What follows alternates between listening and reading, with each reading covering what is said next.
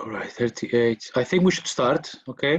And hopefully we will have more people joining us as we go along. The Projective Cities MPhil in Architecture and Urban Design program at the AA is organizing.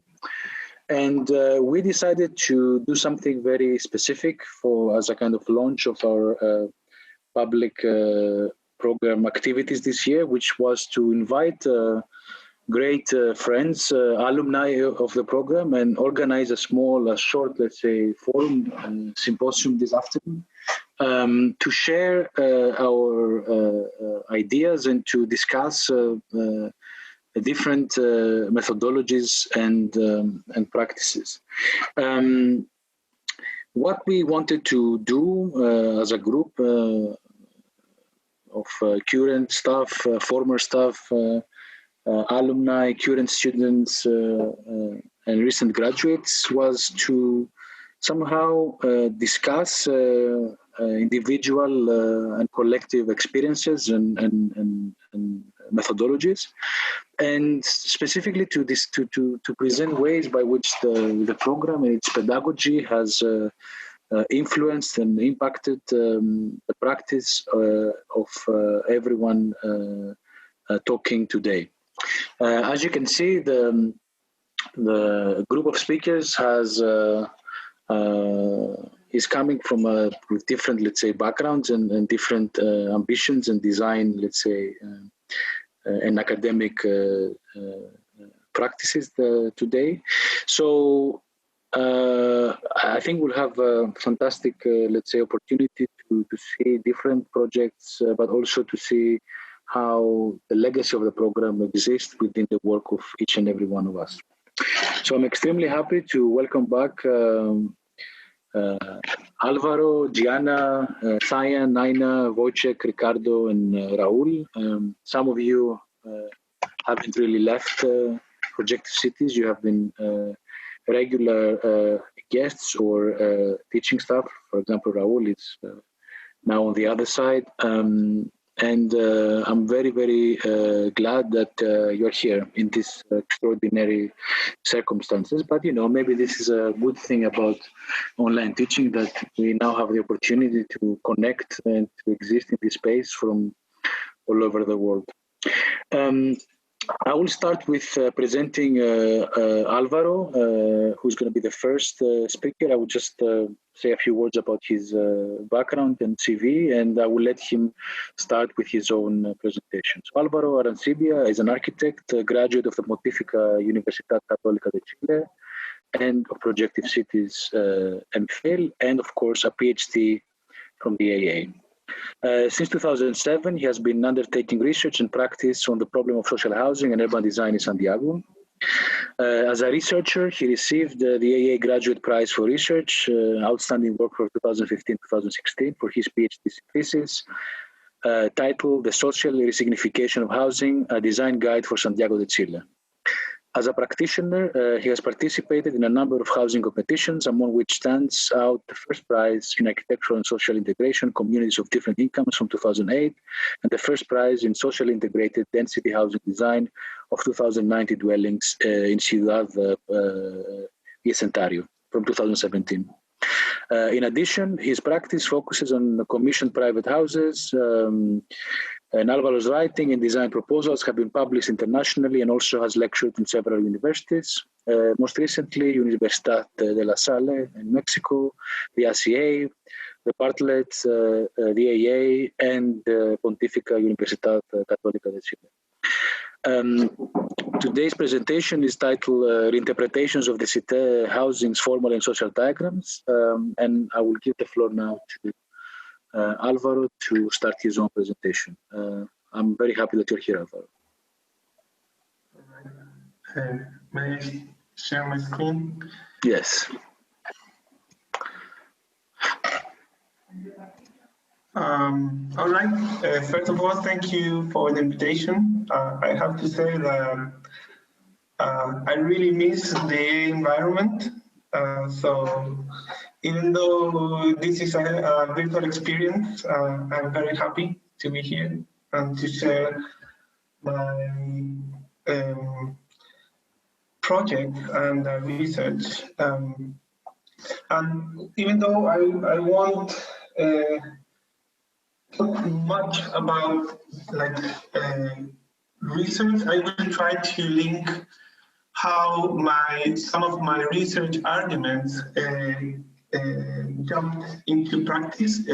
I spent most of my time practicing, even though I still related to education. I teach at the Universidad Católica as well. So to start with my presentation,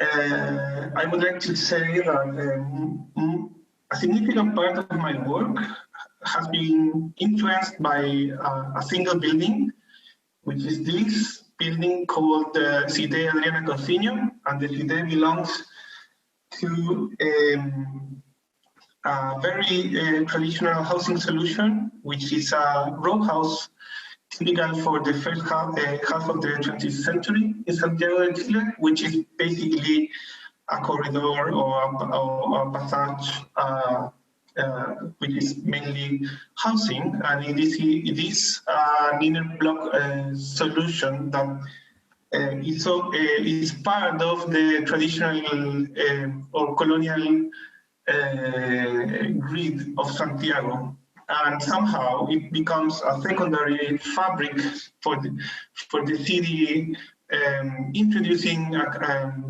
let's say a kind of more controlled and domestic environment. And what it is interesting for me about the Cité Adriana, the Cité as a housing type is that it has both a formal diagram and a social diagram.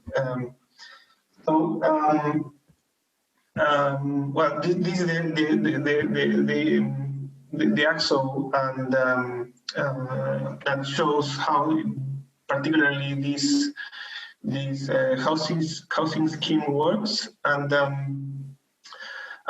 so the first part of my work has been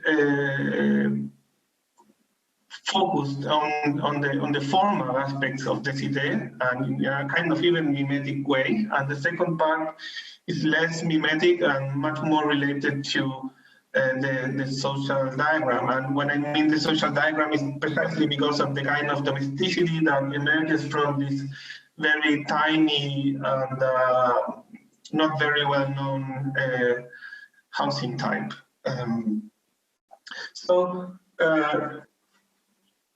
Even before talking about the projective cities, the first thing that I did based on the Cité was a competition in 2008, in which I kind of tried to this is a competition that I won actually, and I kind of reinterpreted very formally the conditions of the internal conditions of the Cité by producing a full building, almost as a very modernist set of parallel blocks that hides the whole vehicular circulations and produces a very a huge, let's say, almost a 4 hectares park, mainly for pedestrian activities, and somehow also reproduces this very mimetic idea of the city, and of course of the proximity, the scale of the street, and the intimacy that comes out from this environment. And also, there's something else that I didn't mention about the Cité, but there is something very interesting that I think that has to do that it is a very neutral facade, but there are many income groups living in the same housing solution. So somehow I have always been pushing that idea of the relationship between the neutrality of the facade and the diversity that it can accommodate at the interior. So with this idea, I came with the Projective Cities in 2011, and basically I started looking at the problem of Santiago at that moment, which had to do with these diagrams made by Elemental, and which I called some diagrams of typological stigmatization, in which Alejandro Aravena argued that the only possibility of proposing a possible housing scheme was by saying that all the typologies were wrong, and his solution was the only possibility to ask for to solve the housing problem. And but to me, the problem of this scheme, even though I have hundreds of arguments against Aravena, but maybe the most obvious one is that this was still related to the problem of urban sprawl, and the only project that could were built in Santiago were in the faraway periphery, in the very edge of the city, and in even some of the cases out of the city. So my project tried to change from a model of decentralization to a set of new urban centers based on their interpretation and in the formal and morphological interpretation of this idea. And in order to do that, I started to look at the history of social housing in Chile, and I realized that it was very, very rich, not only in terms of different housing types in which that have been implemented, but also in the range of housing policies. So, and apart from that, I started to look at this idea much more carefully, much more in detail, and I understood that even though it was a linear housing scheme, I started to acknowledge that there were other kind of formal arrangements that could help to open the possibilities of to use this idea as a kind of instrument or a device that could produce a kind of housing scheme, an urban scheme. So I won't enter into too much detail about the project, but I just thought that the CIDE could produce a much richer urban morphology that could lead with other programs, that could actually produce urban design in terms of urban space, that could produce more density, and the ultimate point is that it could become a kind of instrument or a typological interface. So based on these ideas, I kind of created a kind of a catalog of possible hybrid urban block solutions based on the reinterpretation of the idea of the CIDE, on the formal diagram, right, of the CIDE, and produce, let's say, a huge master plan for the northern area of Santiago, which basically became in this axle that it tried to put together or to bring together different activities, so housing and let's say economic activities that could produce a decentralization, of course, also of the city center, and also to start thinking about the city as a multiscalar device that could allow you to think, to understand urban design, not only in terms of, let's say, the master planning and the typology, but it could you could start recognizing a series of scales of interventions. So, well, after finishing the MPhil, I took the PhD. It wasn't originally in my plans, but I was super happy with the project, and I decided to take the PhD and did the option by design.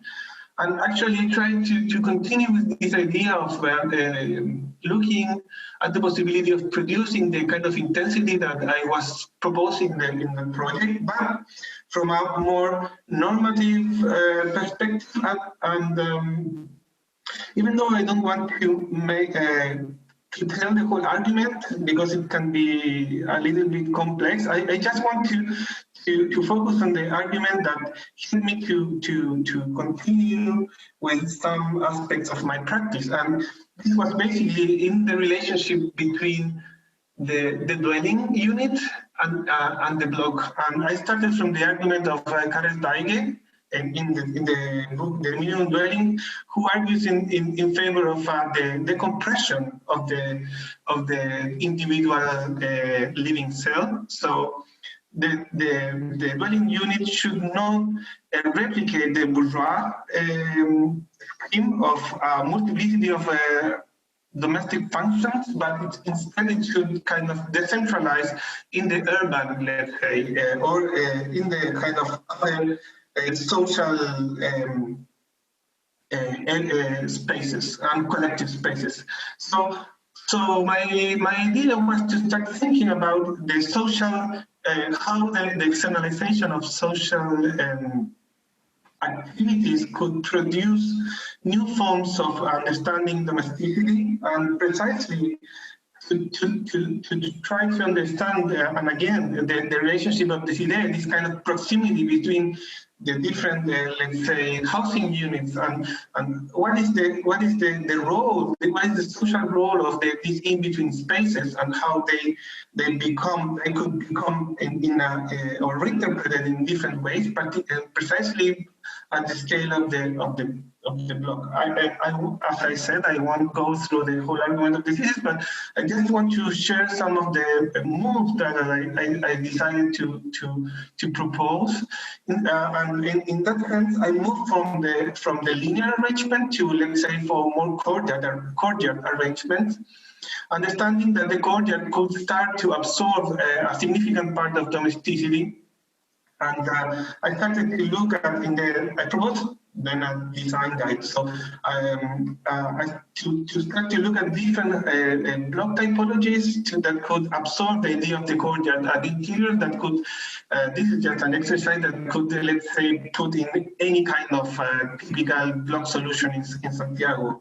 So based on this, I did many house schemes, let's say, trying to show that the idea of the block and the relationship between the courtyard and the block could be a very powerful means for housing and urban design. So based on these very humble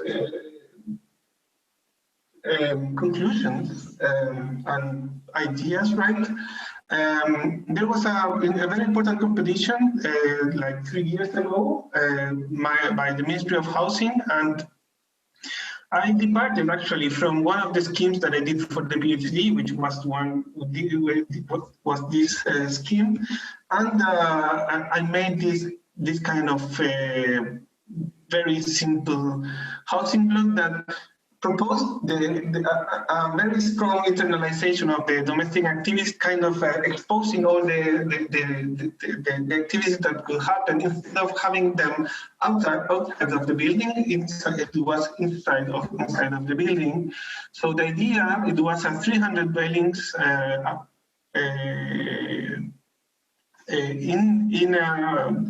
in a kind of central area of Santiago, and as you can see, I don't know if you see my pointer, but the idea was, instead of entering through the exterior of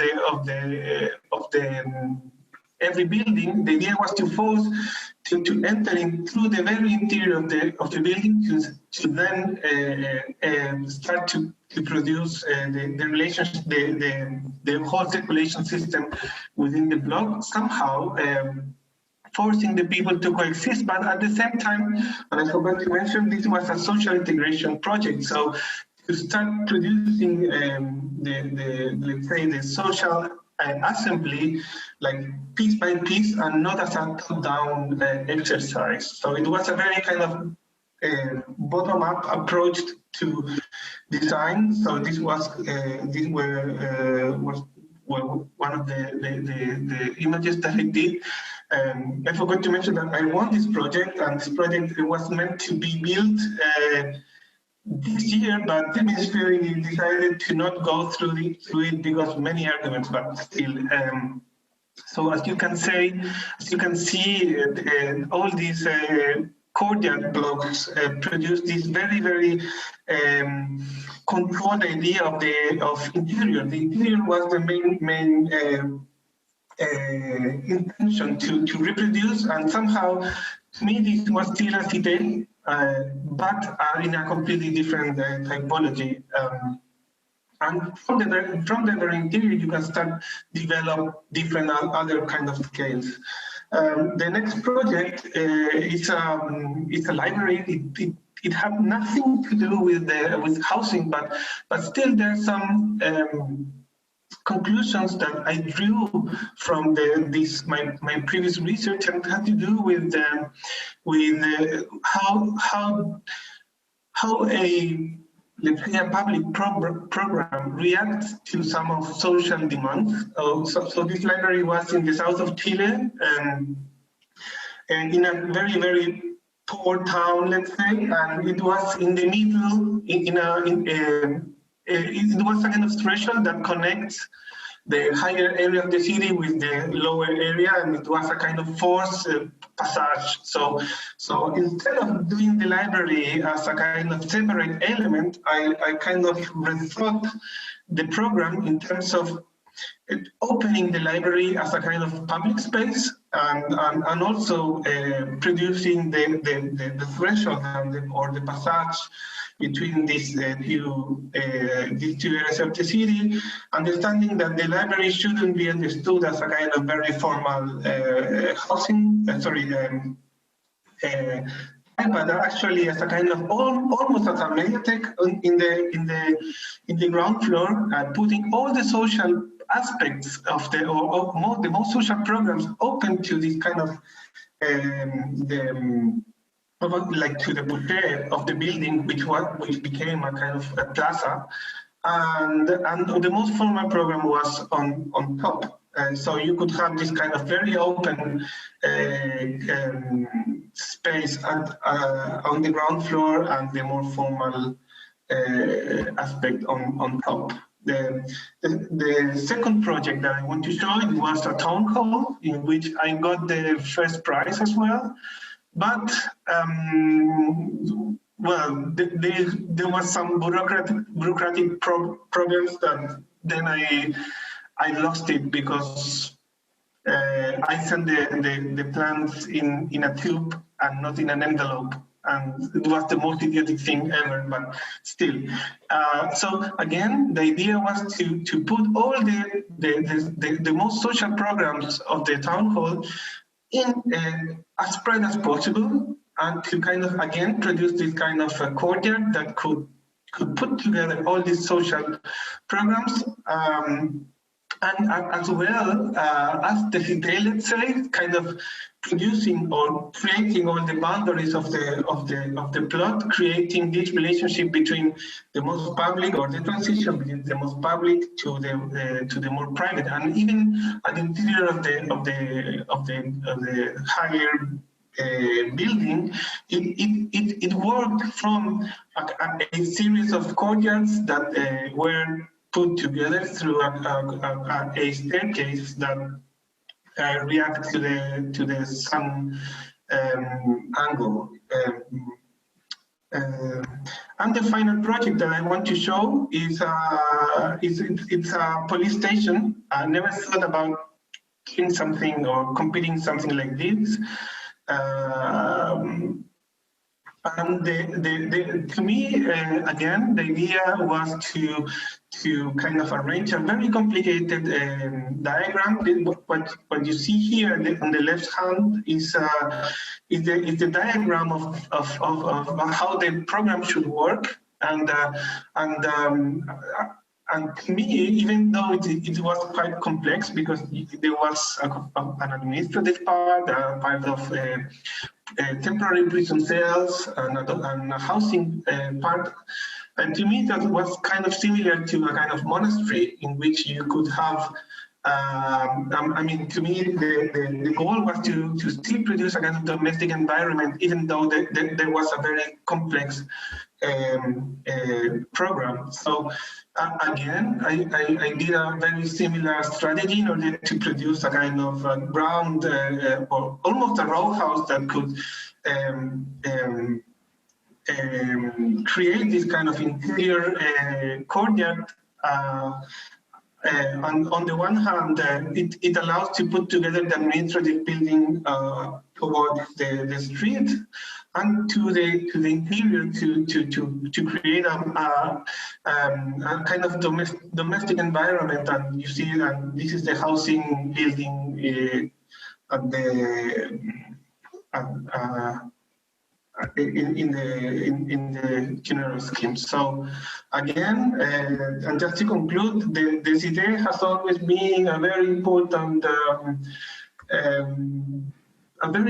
building in which I have been coming once and once again, and I think that there are lots of reinterpretation that still can be made, both social, in formal terms and social terms. That's the presentation. Thank you so much, Alvaro. This was great. We discussed at the beginning of the meeting that we will do 2 more presentations, and then we could take questions for all 3 presenters, and then we would do the same thing in the second half.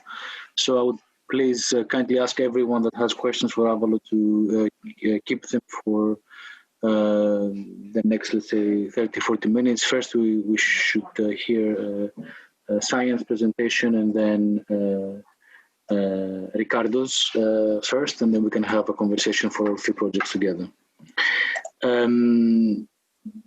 So I should say a few words about Jingru Sayan Cheng, a very, very, very good friend and close collaborator and contributor to Projective Cities program.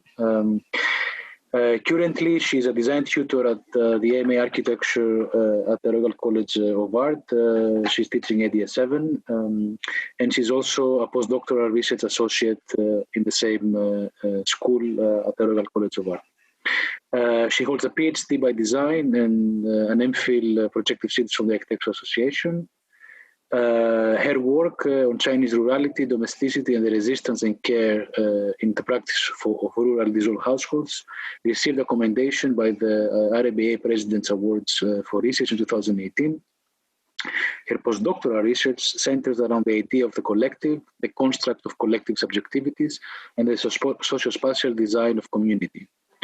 Another line of science work through studio teaching and exhibition practice looks into the atmosphere as a transformative terrestrial subject that reshapes global and local politics, as well as struggles and conflicts in the climate crisis. Science work has been exhibited at Critical Zones, Observatories for Earthly Politics, 2020, at the Seoul Biennale of Architecture and Urbanism 2019, at the Venice Biennale in 2018, and the Beijing Design Week in 2016, among many others. Sayan, I'm so happy that you're here. I'm giving you the floor for your presentation. Thank you. Yeah, thank you. I'm so happy to be back, though I feel like I haven't really left. But I want to admit at the very beginning that this is one of the most difficult presentations I've prepared. So let's see if that makes sense at all. Okay, I've never done a presentation of this kind before. I want to first quickly review my career path, if I may call that. It's rather straightforward. I studied at the Projective Cities between 2012 and 2014, and then same as Alvaro, I moved on to PhD by design at the AA. And then from 2018, I work as a postdoctoral researcher at the RCA Lab of Design and Machine Learning, and also a design tutor of ADS 7. So this is really straightforward. But then the work I've done in the past few years I'm trying to give an overview here. So there are 4 threads. The first one, non-canonical histories and social spatial models, methods, architecture, urbanism, and subjects, collective forms and collective subjectivities. The second thread is about diverse ways of culture knowing and being, and through design ethnography, the subject is morality. The third one is about representation as argumentation, employing aesthetic agency, and then the subject, I call it structured ambiguity. And then the fourth one is very generally modes of coexistence through the intersection between the biological and the social, economic, political. The subject is roughly deep entanglements between agents of the earth. So compared to my straightforward career path, the work I've done is just a little bit more diverse. So I take this presentation as a very rare opportunity to actually synthesize my personal path of design research, meandering through architecture, anthropology, and arts. So in normal occasions, I talk about one point in this web you're seeing in great detail. But today I want to do experiments. I'm trying to present the whole web. The web that is never crystallized and always being shaped and reshaped by the rhizomatic relationship between these nodal points. I'll come back to this notion of rhizomatic at the end. Okay, the first thread is centered around this multi-year project, Collective Forms in China, I've been working on with Sam Jacoby. So the project looks at historical, conceptual, and spatial context critical to explaining how Chinese urban space is a collective space for particular constituencies and their activities, as well as the shaping of collective subjectivities. So central to this project is the interdisciplinary collaboration with Chinese sociologists and key stakeholders, including local governments, community social organizations, and community planners. So for me, this project represents a typical path of academic research. We started through AA15 school and multi-year field work and a series of symposium and workshop supported by the research fund from the British Academy. And finally, leading to this book you see on the screen, The Social Spatial Design of Community and Governance, to be published next month, I think, and a Chinese edition forthcoming next year. So in terms of methods, very broadly speaking, in this project, the method might be called architectural urbanism, actually developed in the Projective Cities program or closely linked to the pedagogical framing of Projective Cities. The premise of this method is that architecture is a collective form of knowledge of spatial design, social practices, cultural production, governance, and economic organization. So then the primary approach of inquiry is conducted through case studies. This method hinges on the idea that generalizable knowledge can be drawn out from selected typical cases and thus transferred or applied to other cases. So in this regard, the case study method in architecture is essentially typological. And diagrammatic architecture and urban drawings are considered able to demonstrate rigor, analytical coherence, and speculative potentials. So then what makes this study a project of non-canonical social spatial models is the use of the distinction between public and collective space and the distinction between individual and collective subjectivities to draw out some of the experiences and epistemologies specific to China. So through collective spaces, as you're seeing on the screen, their constituencies directly maintain the interpersonal social network that underpin their subjective or collective association, which regularly includes aspects of intergenerational social care and support. So this social spatial context and conditions do have implications on how we practice and conceive urban design. And also it is in this sense that the project is also to establish a new approach and criteria to analyzing social spatial development.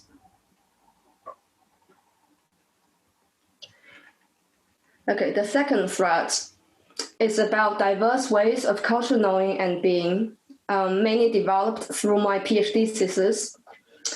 My PhD studied Chinese rurality as a spatial question. So the predominant mentality is that rurality is culturally and intellectually underdeveloped, conservative, backwards, and thus worthless. So when the urban template is applied in the rural, it constitutes an act of symbolic violence in which rural residents are both victims and conspirators. So by accepting and practicing newly instilled values and rules, rural inhabitants become the very instruments of their own subordination. So against this backdrop, to recognize the countryside as a specific social, cultural, and political construct, rather than as a scenery to the city, was the starting point of my thesis. It is to ask, what does being rural mean, social spatially? So the nature of this inquiry renders essential an interdisciplinary approach between architecture and anthropology. So anthropological methods such as participant observation provide a way of knowing from inside. I quote Tim Ingo here. In my own experience, the fieldwork had gradually built up an empathetic apprehension of the practices and routines of rural households through intimate personal experiences and participation. So in this way, fieldwork provides a concrete point of entry into the subject of study and defines the lens through which the subject matter is approached and analyzed. So a parallel method central to my thesis is design research. So the design project should not be seen as a solution to all questions discussed, but rather as a contribution to the research framed by questions of design. What it means, in my case, that the design component is essential to the construct or to reconstruct a spatial definition of rurality from within, based on its own spatial characteristics, its own socio-economic mechanisms, and its own cultural constructs. So methodologically speaking, the combination of participant observation and design research might be considered design ethnography. So I subjectively take the recognition of this piece of work by RIBA President's Award for Research as kind of like encouraging sign for this approach. To summarize my PhD in one sentence, it aimed to construct a rural discourse of architecture specific to China and advocates a shift in design thinking for the rural, based on the understanding of rurality as an elastic form of association in both social and spatial terms and across levels of territory, settlement, and household. Rurality is ultimately about how people organize themselves and associate with others.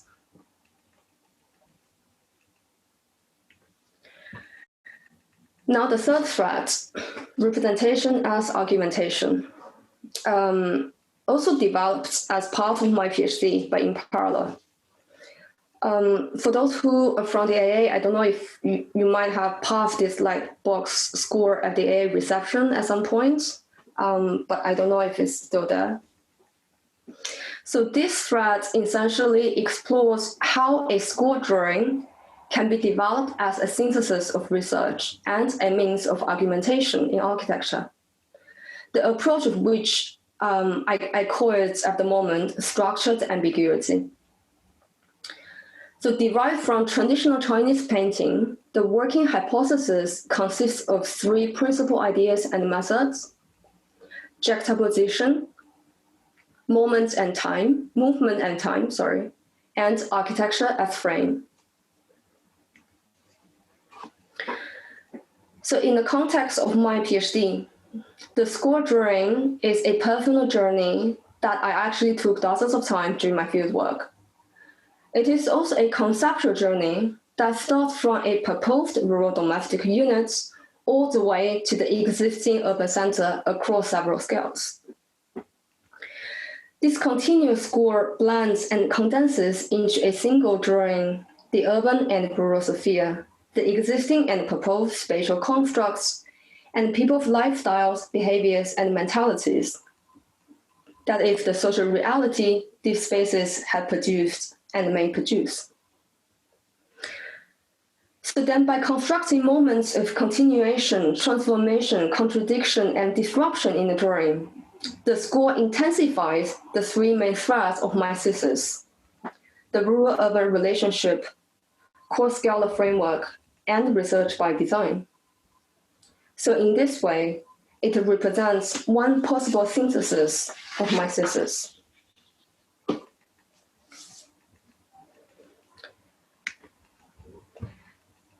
For this approach, I've also tested in the collective forms project, mainly through exhibitions, such as the Venice Biennale, the Seoul Biennale, and Beijing Design Week a few years back. So in the methodological sense, it is to instrumentalize the aesthetic agency. This type of score drawing creates layers and layers of juxtaposed conditions. So there is no start, no climax, no end, no single center, no single viewpoint. It is about a series of constructed scenarios, choreographed moments, and controlled experiences. So for me, very importantly, this quality transcends the conventionally linear way of conveying messages in writing. It allows me to create more direct and intense conditions of both confrontation and association between various messages in research. It invites viewers to enter the world of the score, to be in it, to be part of it. Viewers' interpretation is an essential part of the artwork. So this approach puts a great emphasis on narrative, or in other words, on experiences, memories, and emotions. It's empirical rather than abstract. And most importantly, this quality is very instrumental in terms of discussing lines of inquiries into all the life there is to be observed, produced, manipulated, imagined through architecture. So to an extent, this quality for me helped to create a dialogue between architecture, design ethnography, and visual anthropology.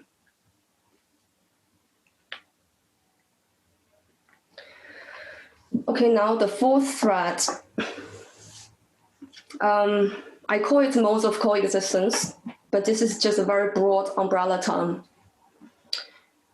Under this very broad framing, one example of investigation is what you see on the screen, China's Sky River Project. It's a large-scale state engineering initiative, a geoengineering initiative that extends well-known concepts of land sovereignty into the domain of the atmosphere. So this thread is developed through studio teaching, AD7 at the RCA, together with Elise and Marco, and through exhibition practices, such as the critical zone exhibition created by Bruno Latour and Shanghai Biennale in the coming year on bodies of water.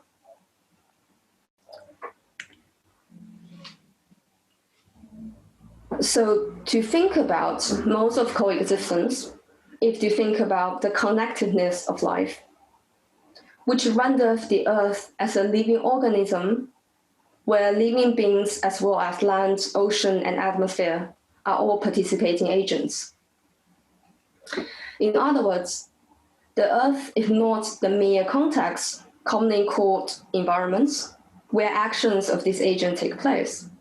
The Earth is actually an active participant itself in these actions. This terrestrial perspective redistributes agencies between organisms and the environment. So being terrestrial entails a conception of human being not as a composite entity of two parallel components, namely biophysical and social-cultural, that can be examined separately, but rather as a singular locus within an ever-changing field of ecological and social relations. So following this line of thinking, multi-species kingmaking advocated by Donna Haraway is an exemplary alternative practice which challenges the current predominant model of reproductive heteronormative family and radically rethinks kinship. So the example you see on the screen is Rosa's project from ADS7 last year on the architecture of pink dust clouds in the Arctic atmosphere. So for Rosa, by examining the inhabitants of the toxic air, such as opportunistic fungi spores and mountain birch trees, the possibilities of multi-species coexistence are imagined through feminist storytelling. So in her projects, the device, the infrastructure, the ritual, and the calendar all come together to constitute the story. The story and the representation of the story are the design intervention. What I want to point out through her project is that there's a working methodology that looks into the intersection between the biological and the socio-economic political, embedded in feedback loops. To consider feedback loops as an architectural domain is to situate local interventions within planetary metabolisms. It is also to situate feedback loop within their ecological, political, social context, unpacking the deep entanglements between these agents of the Earth, bacteria, flora, fauna, humans, minerals, and soil, to explore scenarios in which these geological agents can be recognized as the political actors they already are.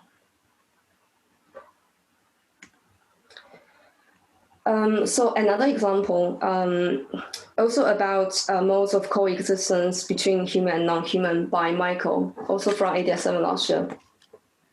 So central to this project is to identify and declare rights of all stakeholders in the wetlands on the Tibetan Plateau, both human and non-human. Then to develop architectural design principles and material guidelines that speak to these rights, and at the same time, developing a way of representation to discuss the temporality and wetness of the wetlands.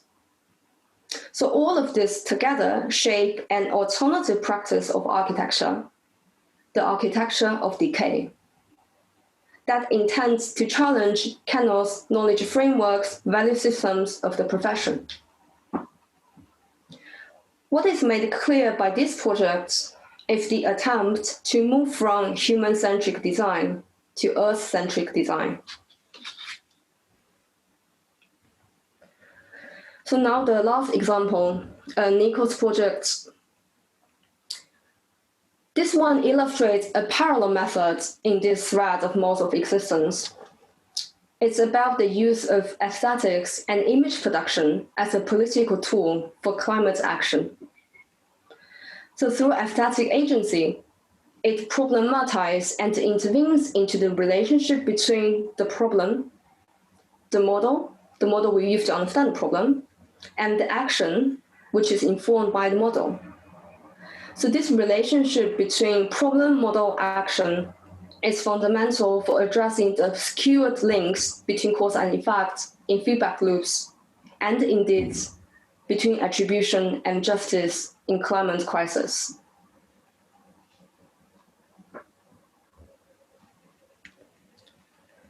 Okay, so we've went through all these points in a really, really brief way.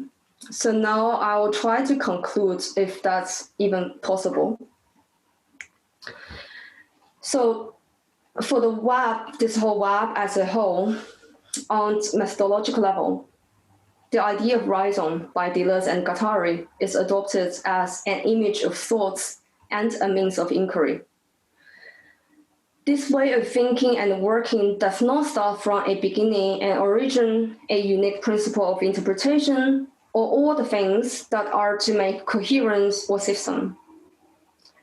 Indeed, it starts from a cluster of relations, seeking organization not through a classical sorting, but through differentiation and change.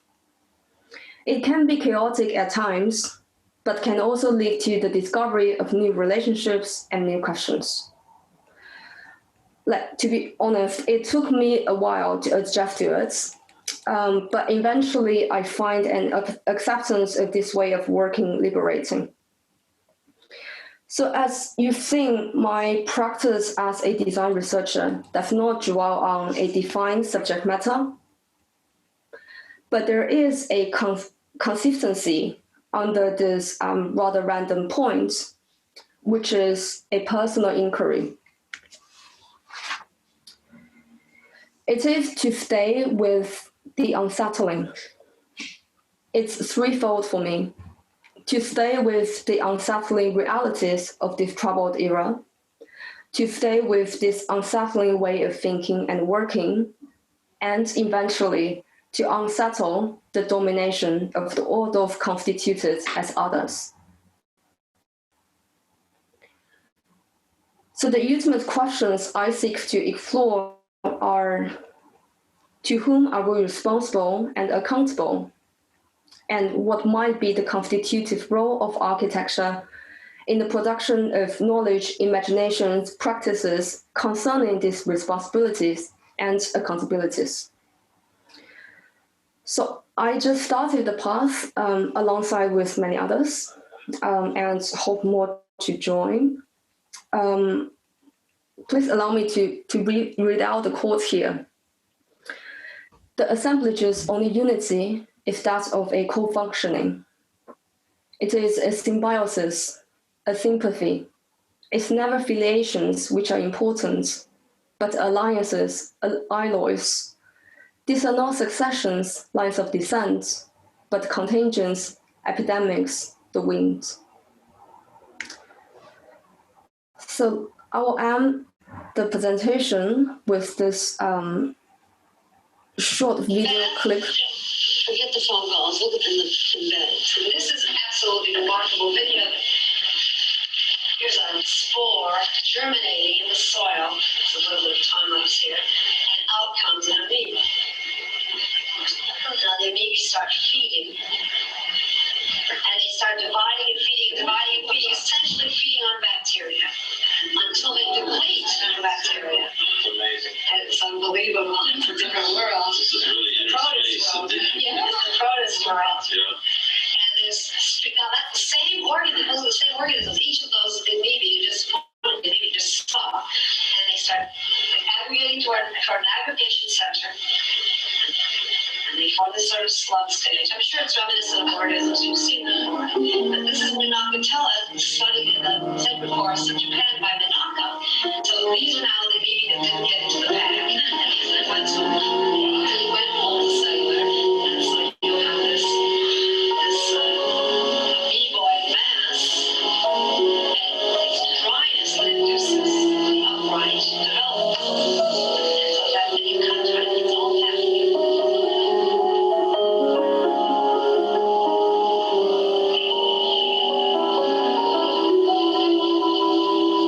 But if you take the standard story for ordinary animals, then what's wrong with that? It's highly plausible, it's economical, it's parsimonious.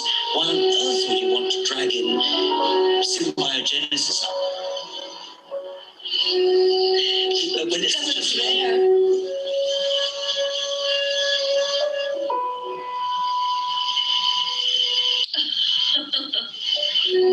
It's going to start trouble.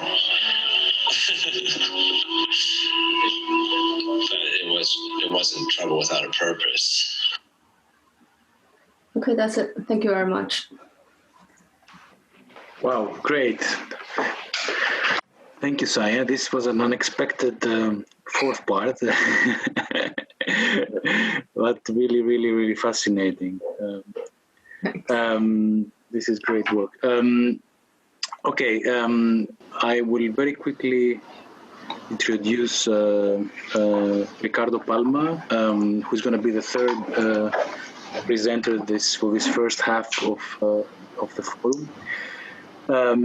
Ricardo is an architect who graduated in architecture and design from the Instituto Superior de Arquitectura y Diseño from Chihuahua, and of course Projective Cities MPhil from the AA.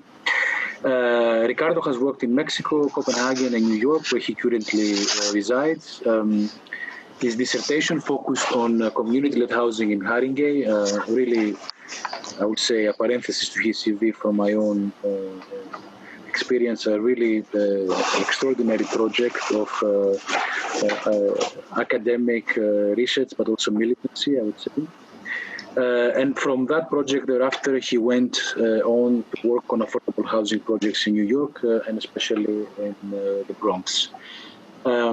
His presentation today, it has the title Just Housing, from Haringey to the Bronx.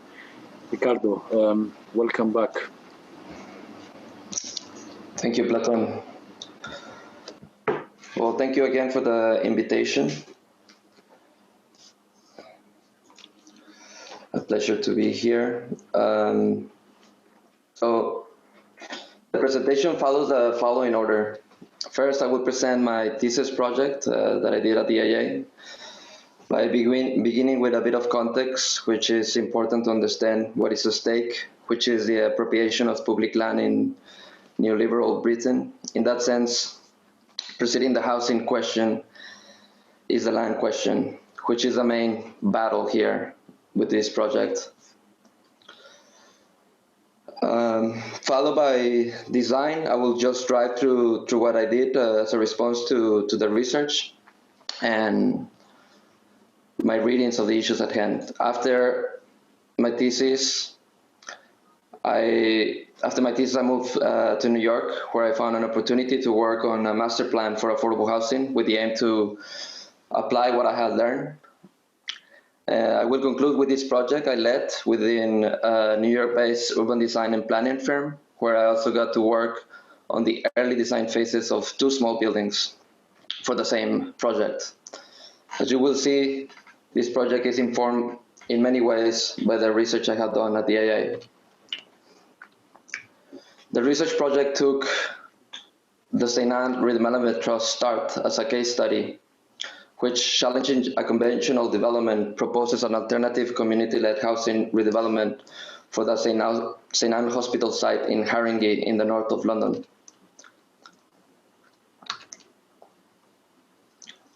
The site. As an active member I follow and contributed to the activities of this community START for a year with the aim to explore an alternative housing model. The case of START has been a battle of a site that has been used as a hospital for 100 years, and more recently, the St. Anne's Hospital has been experiencing a shortfall in their services. Part of the hospital is now surplus for the NHS management. This is indicative of a continued program of reforms and redesign of hospitals in local areas due to the growing Asian population that is affecting the spending capacity of the NHS. To acquire funds to make changes, the NHS has been bound to sell part of their properties and land to private developers, creating a vicious cycle in which public land is being sold to produce unaffordable homes. Within this framework, Haringey Mental Health Trust is required to sell part of the site to capitalize and invest on the remaining part. The Haringey Local Plan of 2013 assigns the site for potential redevelopment. In 2014, a partnership between Barnet MPhil and Mental Health Trust received planning approval to develop 2/3 of the site with 470 housing units, of which only 14% will be affordable, classified as 80% of market rate. In opposition, a group of local residents campaigned against the development and protected the site by registering it as a community asset value, which gave them a 6-month moratorium period to make a counter-proposal as a community-led project. Under the Localism Act of 2011, a clause gives any local group the right to reclaim the land and buildings for the use and management of the community. Localism passed on power from the central government to local authorities through a legal framework which transfers decision-making and responsibilities over their local resources. This has created a series of conflicts with new planned developments between people, developers, and authorities as it clashes with other development policies such as that new announced. Based on these legal provisions, START, who was formed as a community land trust, recognized legally in the UK as a community benefit society. Through workshops with residents in the neighborhood, they provided favorable circumstances for a successful community-led development. START with 6A and Macrino-Levington developed a counter-proposal with a thorough community-led plan based on local needs. Major differences to the original developer plan in terms of density, open spaces, and inclusiveness. 800 units, which 70% are meant to be generally affordable. In their scheme, we see different living options. However, it doesn't demonstrate how the mix of typologies work. Here, the difference between a master plan and a housing model for negotiation processes becomes crucial. Issues around affordable housing are highly political. The technicalities of land management and financing overshadow the design. As an example, this book is representative of the discourse on housing and planning, which mainly focuses on policies to revive the government's responsibility to provide social housing and sustain the family house. It fails to question the new family structure due to an aging population and other demographic patterns due to economic and social needs. The housing crisis doesn't only lie in its provision and accessibility, but also on typology. Data highlights the demand for different and integrated homes for an aging society, which suggests a different model of housing based on intergenerational exchange. As a precedent, of course, I looked at modern housing in Zurich. Its design intention and special qualities are laid out as a housing model where there is a balance of people with different incomes, a diverse age group, where the architecture targets different household compositions. It provides an ample array of different sizes and layouts from 2 to 8 bedrooms plus satellite studios for singles or seniors and cluster apartments. Jumping into the design. This is the existing hospital.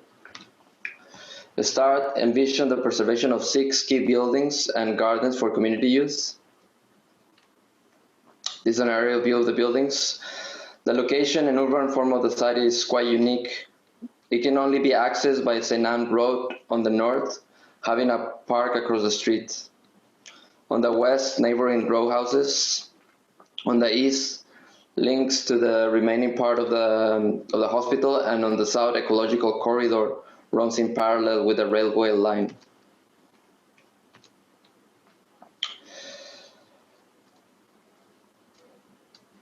This project, as a housing model,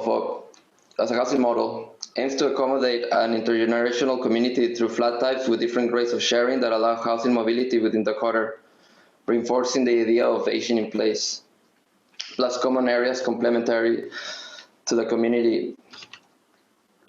3 more or less equal areas are demarcated by the existing buildings, creating a neighborhood within and making the development in phases possible.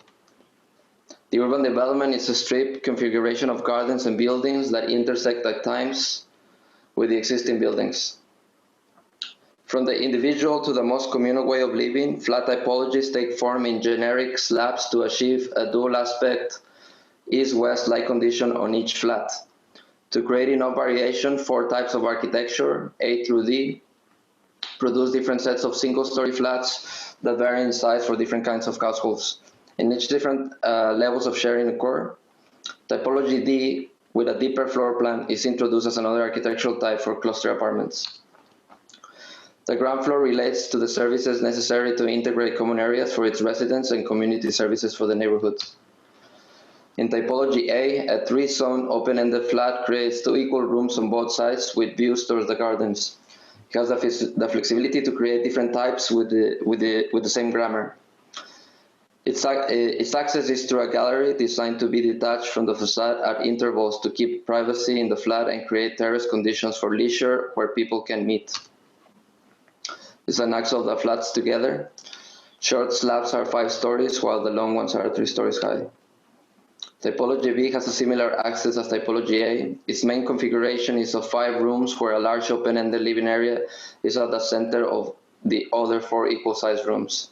It enables up to 6 different flat typologies. A view of A and B framing a garden. In typology C, 4 flats share an internal core. This typology specifically tackles the annex apartment. It attaches a small elderly apartment and studios with family apartments. Young and old can live anonymously if preferred, having their own access from the core.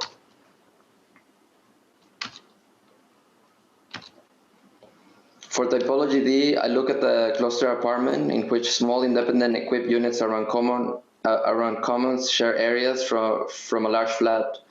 These are 2 Thesis projects that serve as a case study, the Kraftwerk 2 and House A from More Than Housing.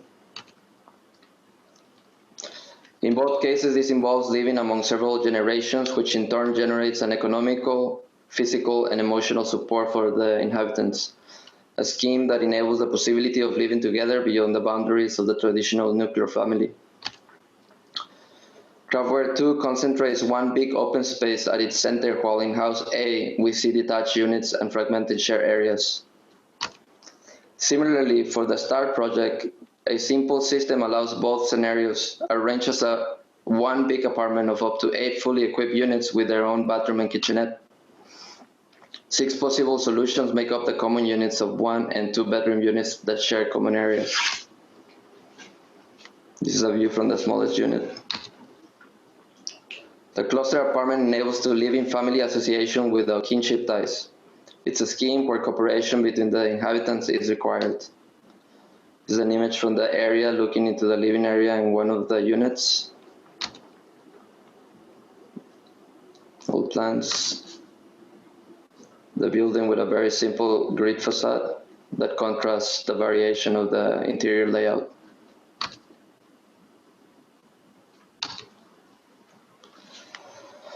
The urban form creates several points of references between the old, the new, and the open gardens framed by distinct facades while connecting pathways and streets to the existing hospital, while sustaining and engendering an intergenerational community that could support each other by offering different living arrangements. As the site is already contained on 3 sides, the site was treated as an open field as it becomes redundant to enclose blocks as 6A did. Moreover, the pocket condition allows to blur the boundaries of public and private, creating semi-public gardens that allows to move freely around the buildings, which aims to engender community through a more active ground floor by creating links through the different gardens. Modern housing deals with a similar condition, having a train line on the south too, with clear borders on its sides and the access road at the top. In contrast to the modern housing, in which every trapezoid building obeys to its geometry to create different sizes of alleys and squares, the START proposal creates legible and precise open spaces, which relates back to its heritage. The shared amenities and services are crucial to sustain the economy of the settlement. The main existing building is the Center B1, functions as the administration and community center where educational program, workshops, and other activities can happen. Building B2, thought to be a daycare and kindergarten. Part of the programming is the use of communal gardens for the therapeutic benefits it has on health across the life course. As such, alternately, strips of open spaces and buildings from north to south are the precept that organizes the quarter. Housing mobility here is aimed as a recycling mechanism for local community that can swap apartments. Such mobility through the flexibility of the housing can enable the idea of aging in place. Within this framework, the NHS has been recognizing the role that housing plays to minimize costs from their services. A report from the National Housing Federation makes evident that housing must help unlock the delay of transfer cares from NHS, which costs around £820 million a year, to take care of older patients who no longer need hospitalization. The elderly, the homeless, and people with mental health issues make up the dominant group. Taking this into account, few guest rooms were placed within each area as part of the community to temporarily serve these patients. Here, a blurred line between the role of the hospital and housing is quite clear.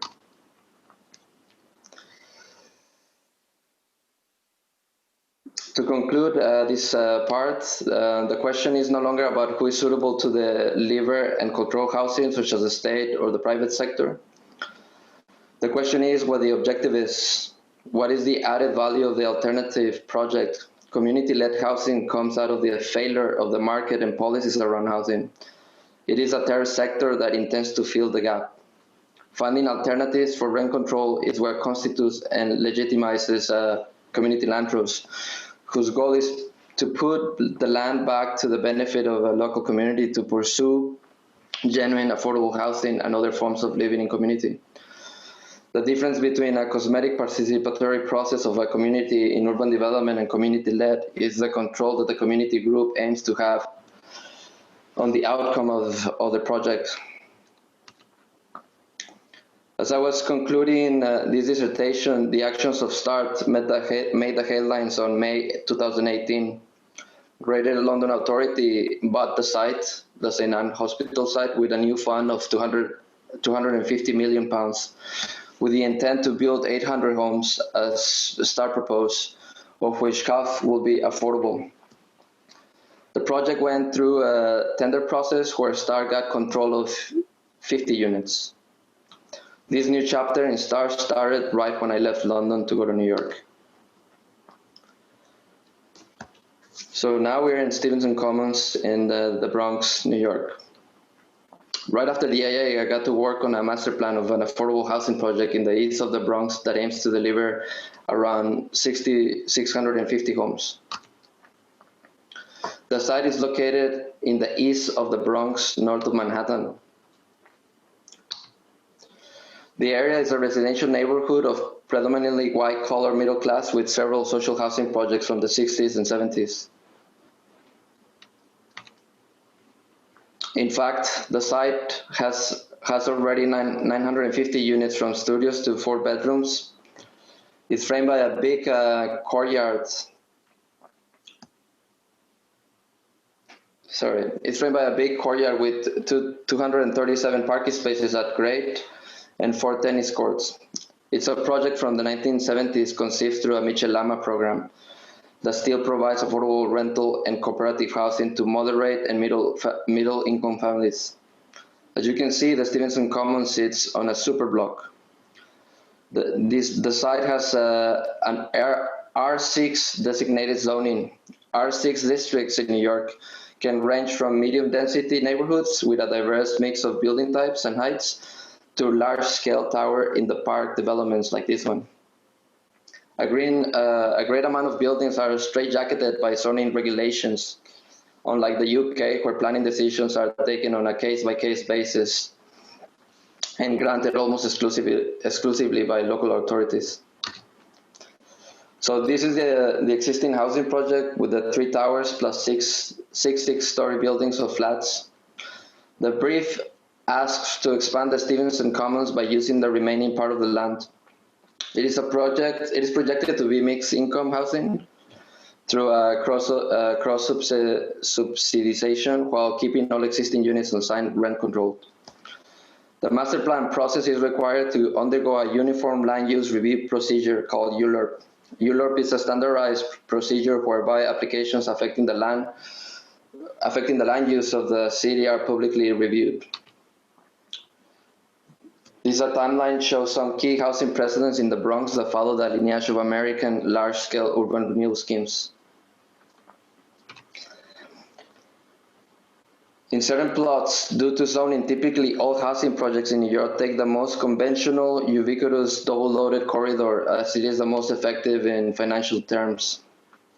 Spreadsheets become architecture. This is the character of the neighborhood surrounding the site.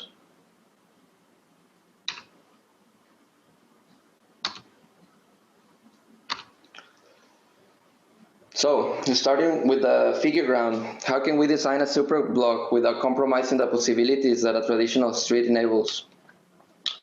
The starting footprint is a big courtyard building as a reference to the neighboring building with the aim to give the street an edge. Rethinking the city block in relation to the super block under a few basic urban principles that reconnect streets and creates legible pedestrian pathways while creating an open space in its center to replace the tennis courts. From here, 6 main buildings are the basis of the proposed scheme. Building in the middle is pushed into the center in order to frame and consolidate the open public space. This positively leads us to create a two-way vehicular circulation road that goes through all the different parking areas demarcated on the site, reducing the impact of the cars.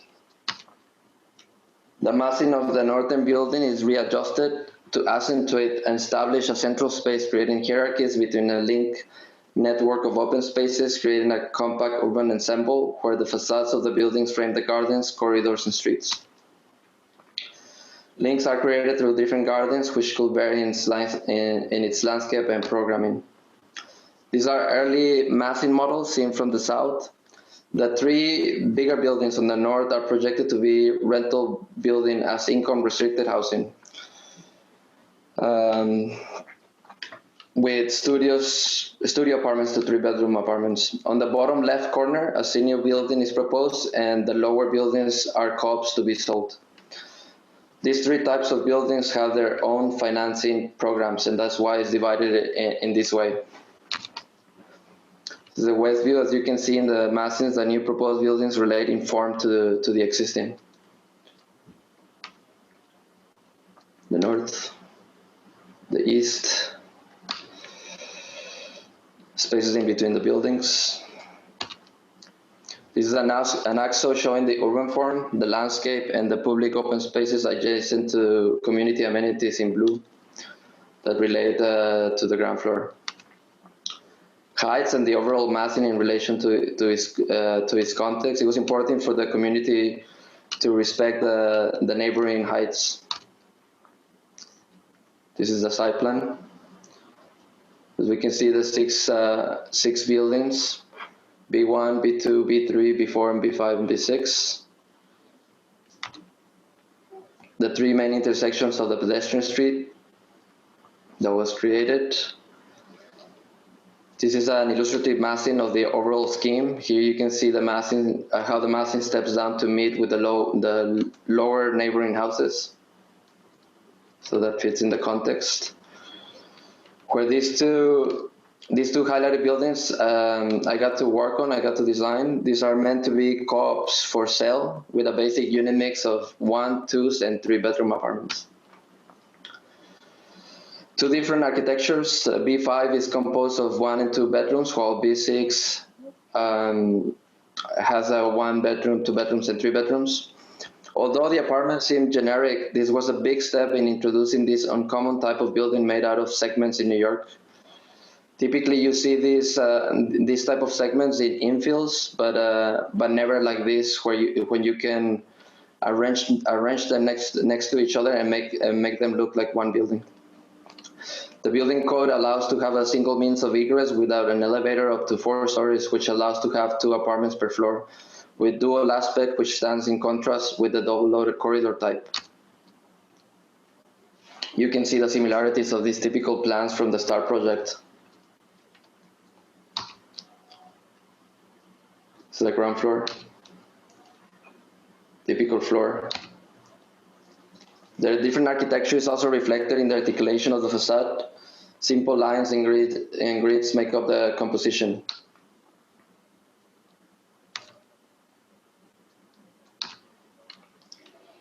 Pedestrian street adjacent to B5. This is B5 and B6 framing the private street. If you're looking towards the northwest and south elevation of B6. And with this, I conclude my presentation. Thank you. Great, thank you, Ricardo. Thank you so much for the presentation. We have around, let's say, 10, 15 minutes for questions, and then we will take a short break, like 5 minutes before moving to the second half. I'm wondering if anyone has a question.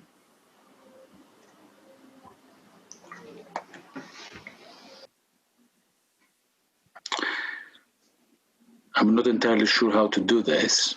I don't know if everyone is muted, or should I unmute someone to ask a question? I don't really know, but just let me know if you have a question. Ahmed?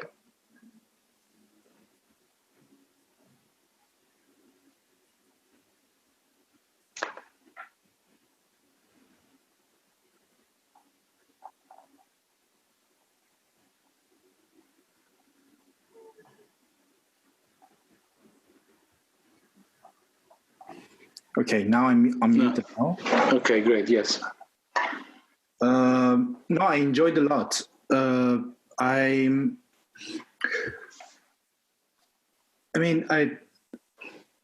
tend to be a bit now nasty, if you allow me.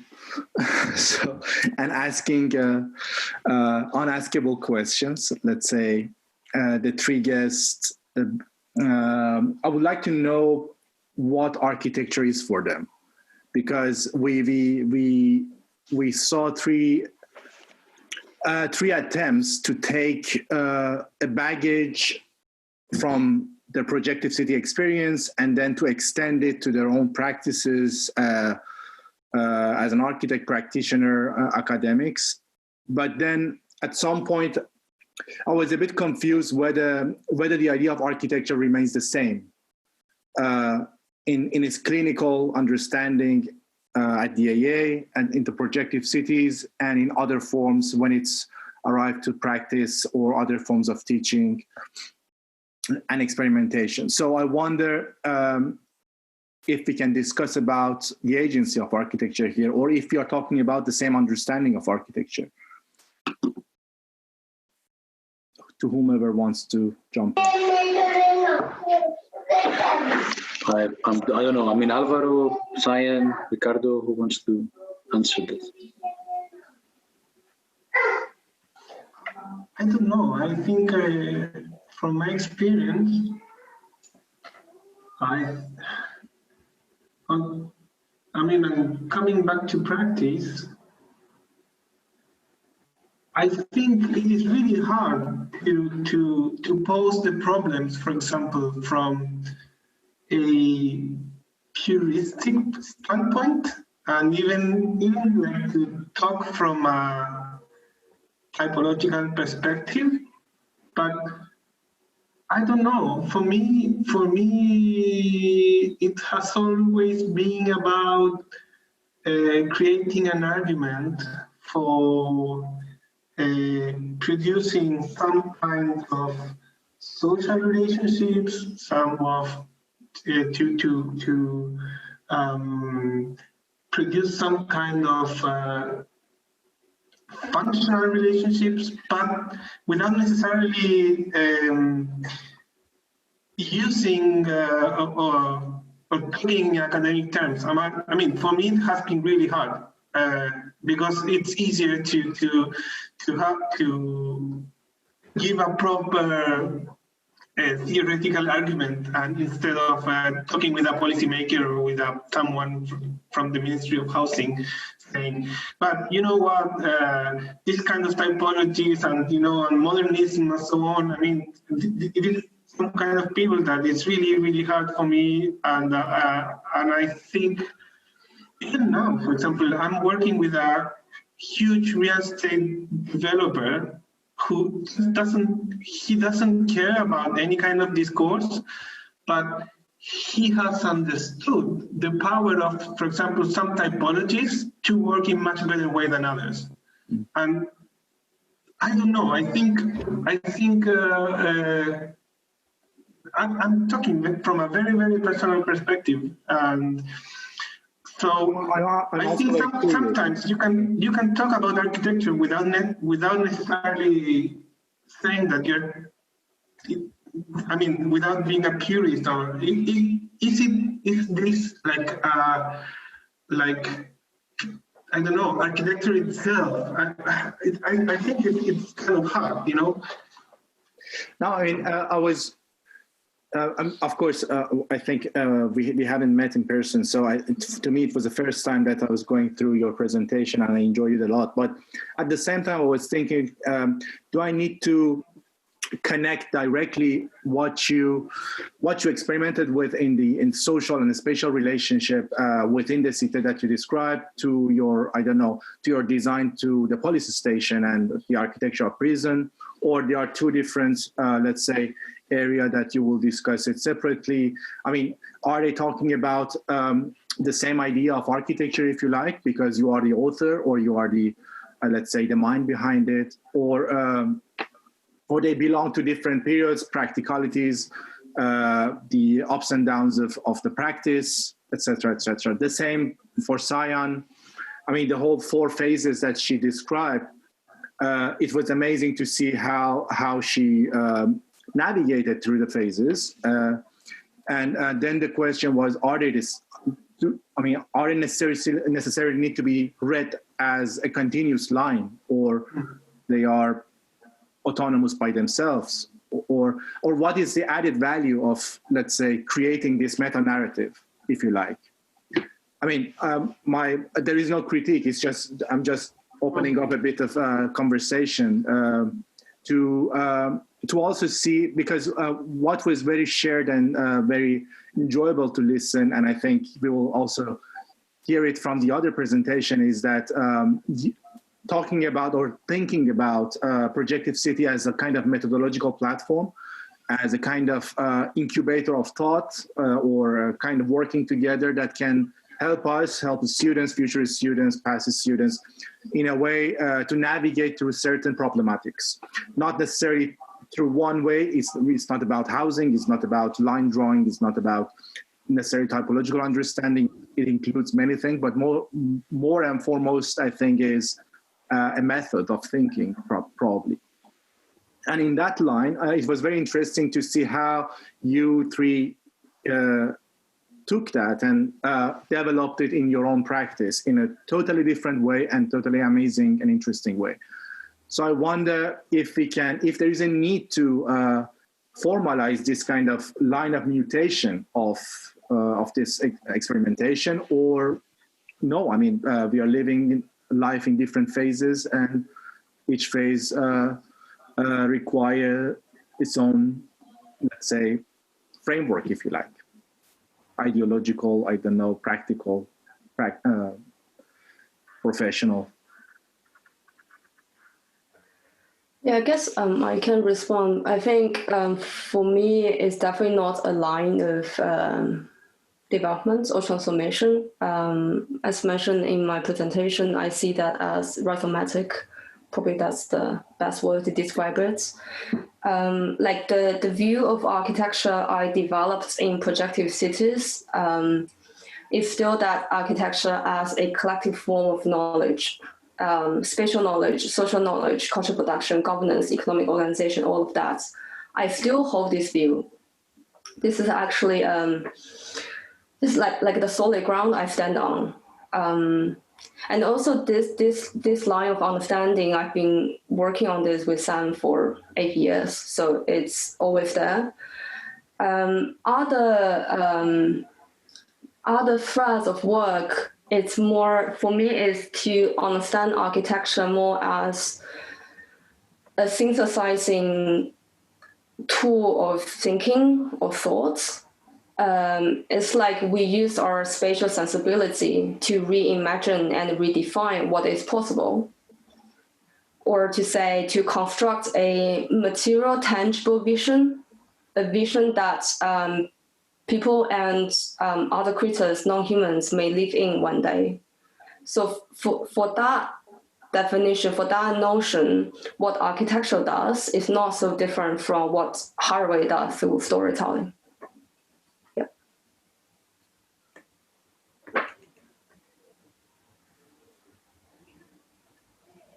Perfect.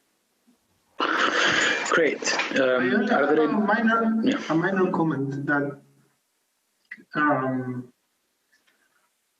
I think what I really loved about the program, and now I can see that in perspective, that on the one hand, I know that the program has changed, but on the one hand, it gives you a very strong procedimental approach to how do you deal with the buildings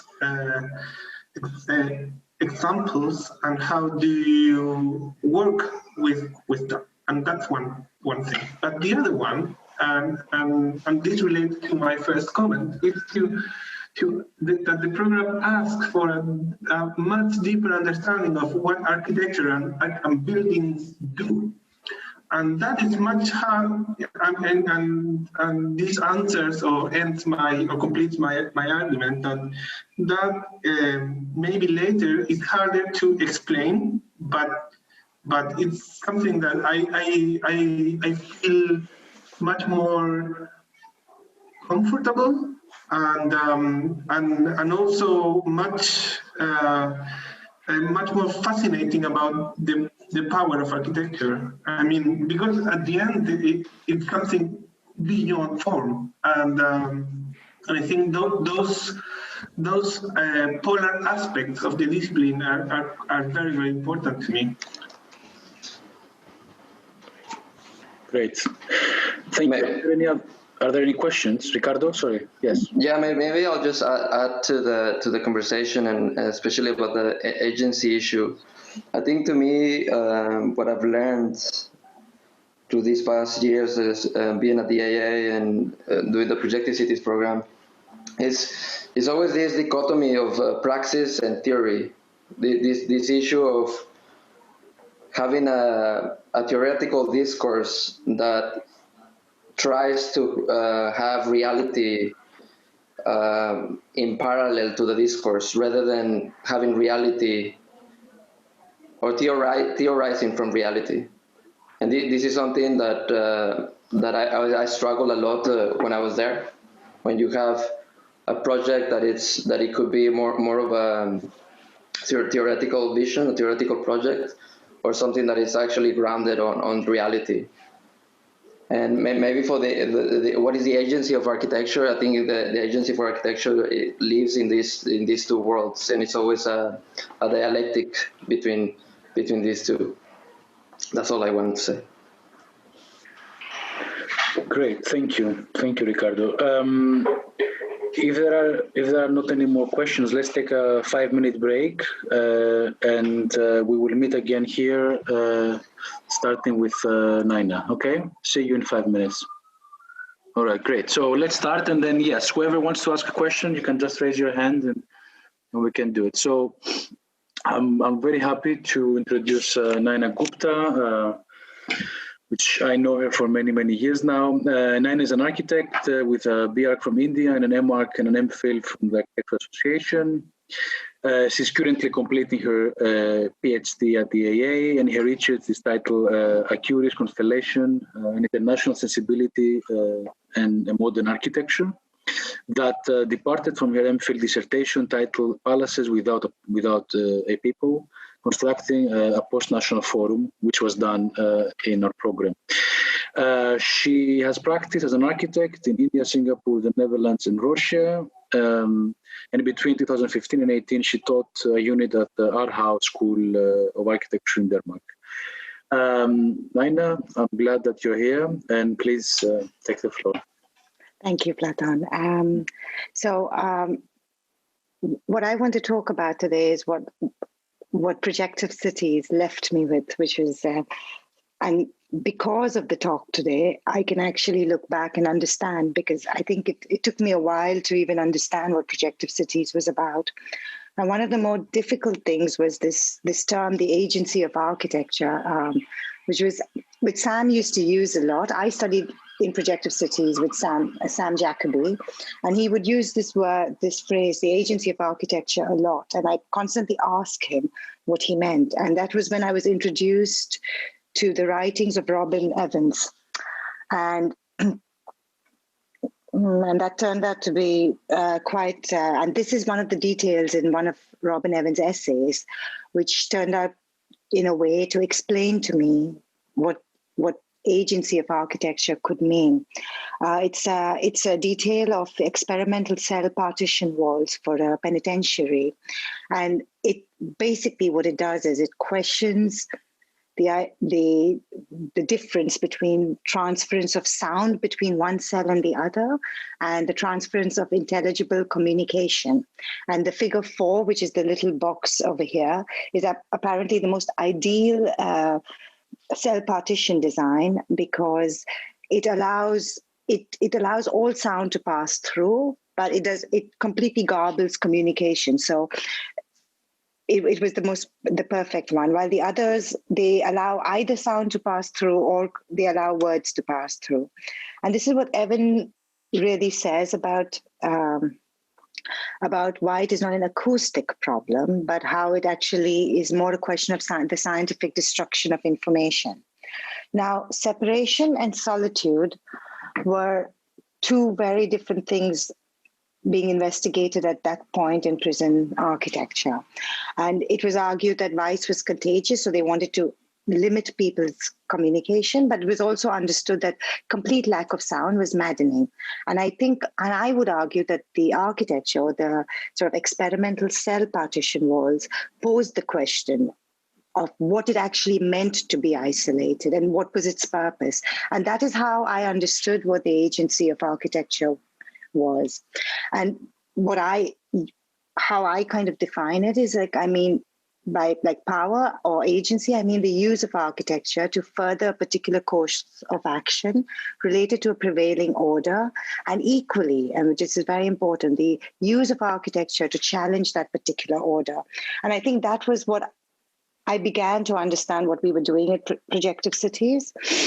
And there was another essay by Evans again in the same book, which is Translations from Drawings to Buildings and Other Essays, where he defines an architecture. And the second etymological sort of construction that he poses over here, which is an architecture, which is like the tectonics of non-control, is what I thought was very fascinating and what we were trying to do. In addition, what is very interesting about that cell partition detail is that its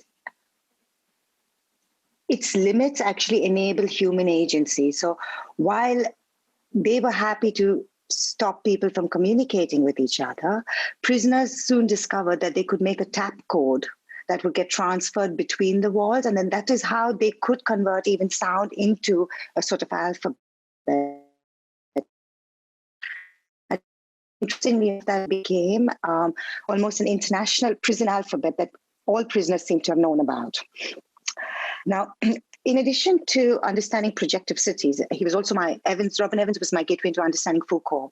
And also, very interestingly enough, I think he also challenged the Foucauldian top-down reading of power, because with his definition of an architecture, which so I'd argue, and instead argued for an agency of architecture, architects, and individuals.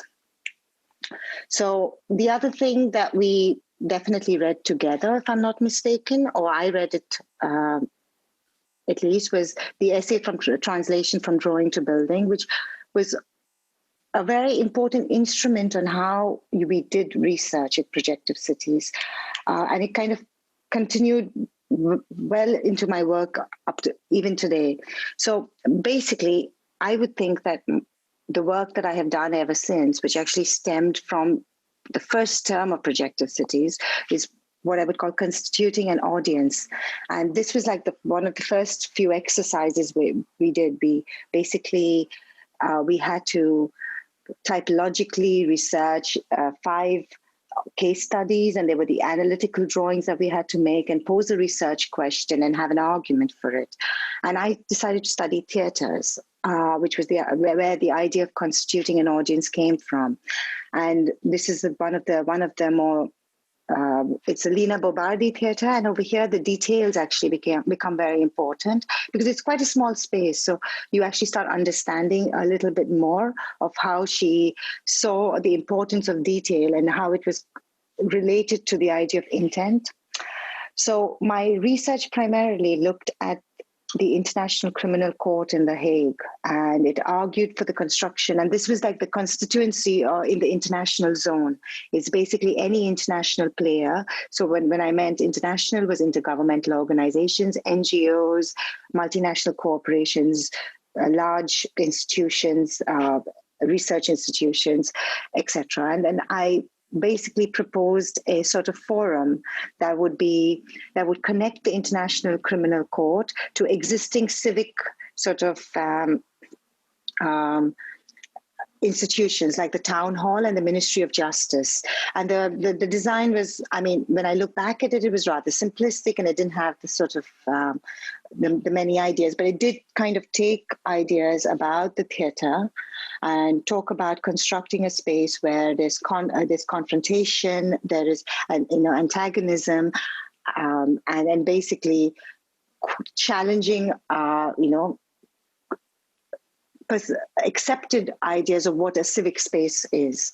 So now this kind of went into my work quite a bit. And when I was teaching in Aarhus, this was the design brief that we gave our second and third year unit students.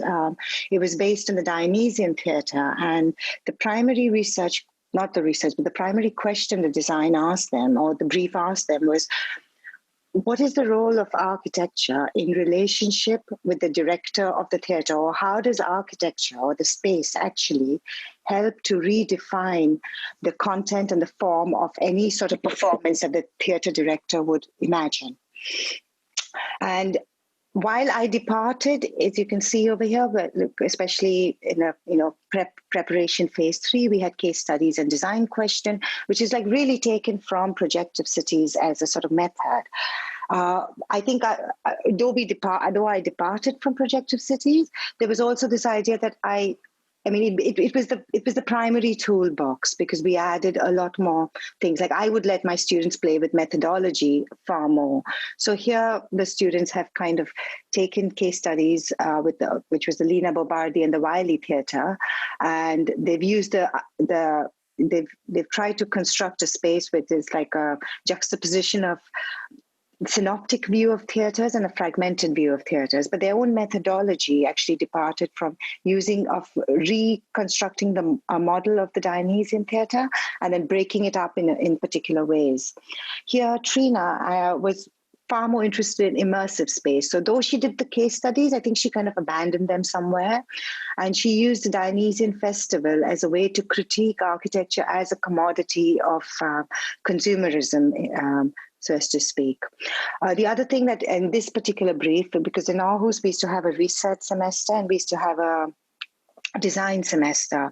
So during the research semester, we actually had every student analyze one housing project, and which would later in the design semester help them to create their own questions and design interest. Now, this was the thing is, I found the case study method to be exceptionally interesting because of the freedom it gave the students.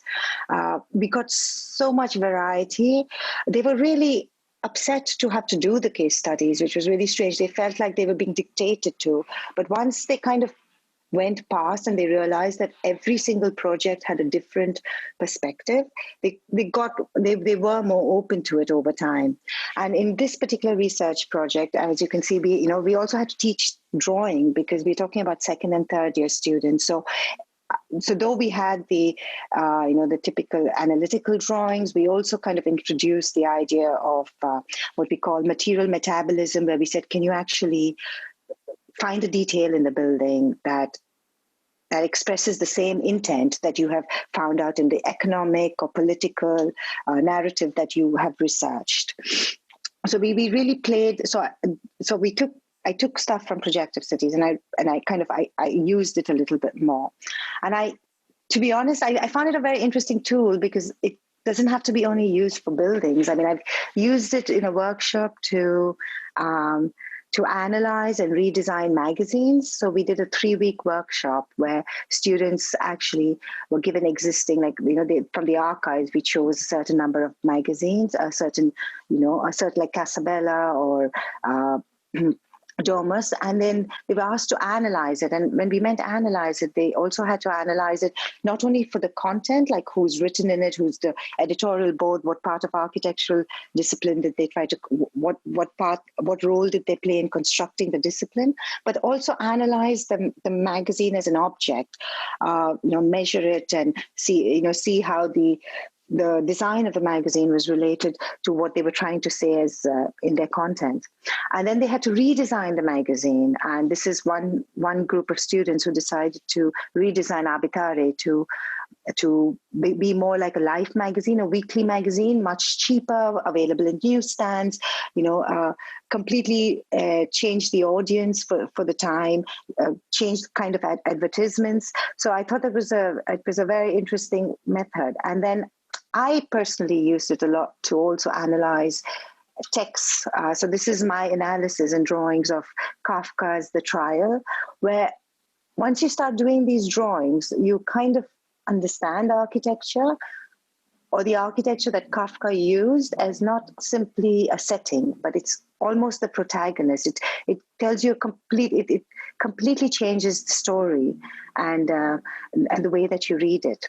So, and then I also used it when I was when I did what was it? It was for a conference, and I read the Orestia, and I was trying to connect it back, like the Areopagus, back to the International Criminal Court, and there I started to talk about law as a performative mode of practice, where I realized I was actually going back, which was really strange. I was going back to the theater case studies that I did, like at Projective Cities. And actually this was supposed to be the title of my essay then, which never materialized. So it was very interesting that 5 years later or 4 years later, I actually understood what I was doing, which I also thought was very interesting, because I have to admit that many times when I was in the program, I was confused on the best of days. So it was also the way that it unfolded within me, or my own reading of it, which was very interesting. And this is, this is the second last slide I'm going to show you, which is basically, it's like come back a full circle. This is a page from my PhD thesis where I am analyzing the courtroom for the Nuremberg trials. If I'm not mistaken, this is courtroom number 600 at the Nuremberg Palace of Justice. And it's a really unique courtroom. There's never been one like this. And I mean, yeah, there's never been one like this. I can't talk about the future. And it's very interesting because it was done by an architect who actually never designed a courtroom before, for an incident that had never happened before, for a kind of trial that was unprecedented. And he actually used architecture to create his audience, because that was one of the most important things for this particular trial, constituting an audience. And just to end, during the lockdown, sorry, I'm just going to cut the volume. It's not very important.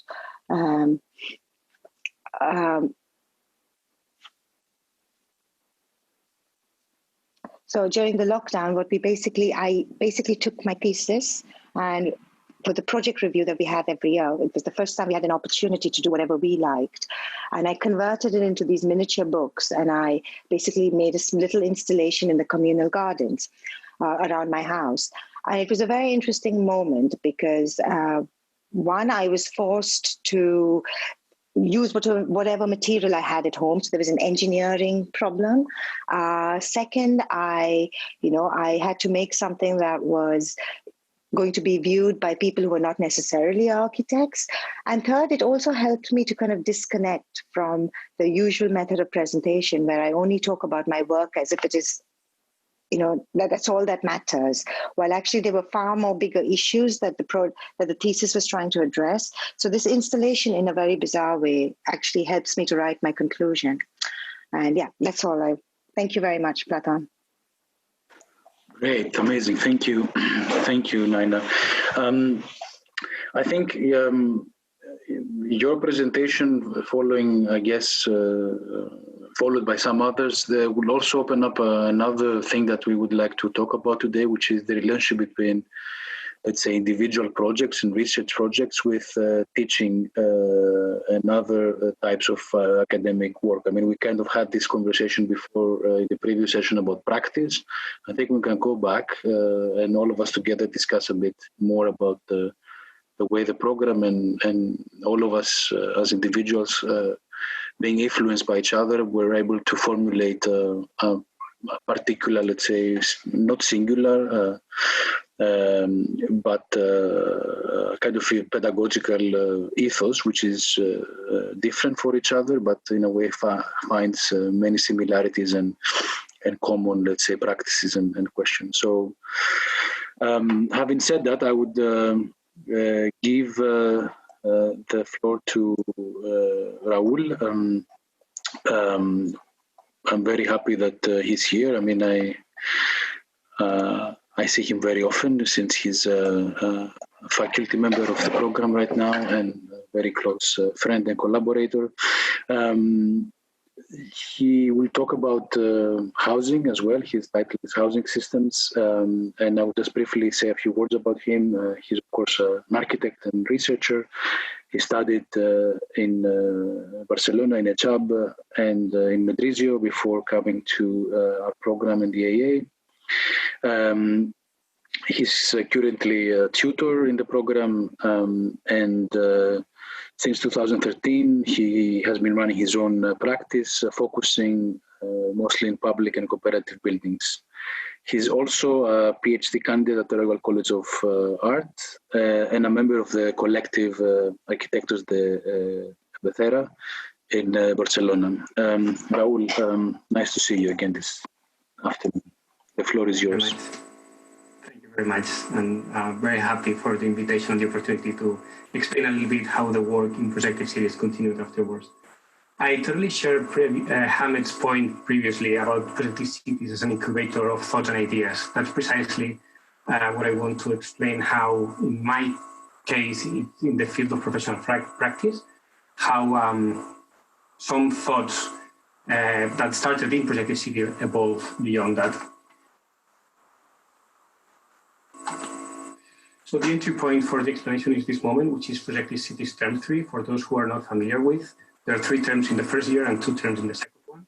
In July 2017, I had to present what is the dissertation proposal, which was named Housing Infrastructure. That is a different title that the final dissertation got. Something that you're listening, current students of the program. Raul, sorry, the mic is not always working. It somehow interrupts every now and then. So, sorry, can you hear me a little bit better now? Yeah, it's better. Okay, good. Sorry for that. So I was saying that the entry point is the dissertation proposal, which I submitted in term 3 of Projective Cities, and then it evolved with a different topic and title into second year. So pretty much at that time, what I wanted to do is to research on the problem and the role of housing in the city of Barcelona. What you can see in red here, if you can see any, are public housing units, publicly owned housing in the city of Barcelona, which there's an obvious lack of them. So what I did is to analyze the possibilities of large plot interventions in a city which is confined geographically by 2 rivers, the sea and a mountain. So it turned out the only big plot of the city available is actually the top of the ring road, something that David Bravo already polemized a few years before, which is kind of a fascinating infrastructure that was built for the Olympics in 1992 and goes through the entire city. So this brought me to understand the city as infrastructure in itself, and to think that if an intervention of housing would take place on top of the highway, then it would be also the opportunity to create a new railroad system that would intersect with the existing one. So that's the kind of almost naive test I developed for that dissertation proposal on how housing could relate to infrastructure. a jump on time. That's next year for the final submission of Projective Cities. The title of the dissertation changed at the time. It was the role of public housing in Barcelona. And housing infrastructure became at that point kind of a dead end, but a remaining concern. So what I did in the dissertation was to analyze the brief, the mix of three non-speculative housing models, which are cooperative housing, public housing, and emergency shelters, and challenge somehow the administrative simplification that usually gives, like in urban planning, each building is given a housing model, and they avoid kind of mixture. So what I did is to develop three different exercises. One of them was dedicated to the top of the highway, which is this plot you can see here. And the building was actually already framed by the structural needs of how it was located on top of that infrastructure. I'm not going to go through it in detail, but pretty much three different areas of the building were dedicated to these three housing models. And then there was a number of shared space within the models and with the rest of the building. So here there was a second thought that came at that time, which was what you can see here on the top right, which are the idea of cells. And that's something that I've been like constantly thinking of when designing housing, which is that housing should have the opportunity to grow and degrow and to be adapted to different housing households, no matter how pre-configured or no matter how we cannot predict the future changes of society. That's the public housing model. And finally, the emergency shelters, which here I introduced the issue of the different temporalities of living and emotional attachment to housing. So that was the result of this design. And now another jump on time to May 2019, that is a year after I graduated from Projective Cities, where I was invited by Caterina Figuerola and Jordi Claret to develop actually a commission, which was feasibility studies on the possibility of building public housing on top of the ring road. So like the real possibility that the municipality was thinking of. We were given this plot, which is in between two neighborhoods, that's Baró and that's Bon Pastor, and in between an industrial polygon and the riverfront. So what we see here on the right side of the screen, it's already not Barcelona, it's another municipality, Santa Coloma de Gramenet. And while Santa Coloma has a clear riverfront, Barcelona doesn't. So if in the 90s Barcelona opened up to the sea, now maybe it's the moment to think like how the riverfront could become, and the river park could be one of the main public spaces of the city, which nowadays is somehow denied by the urban structure.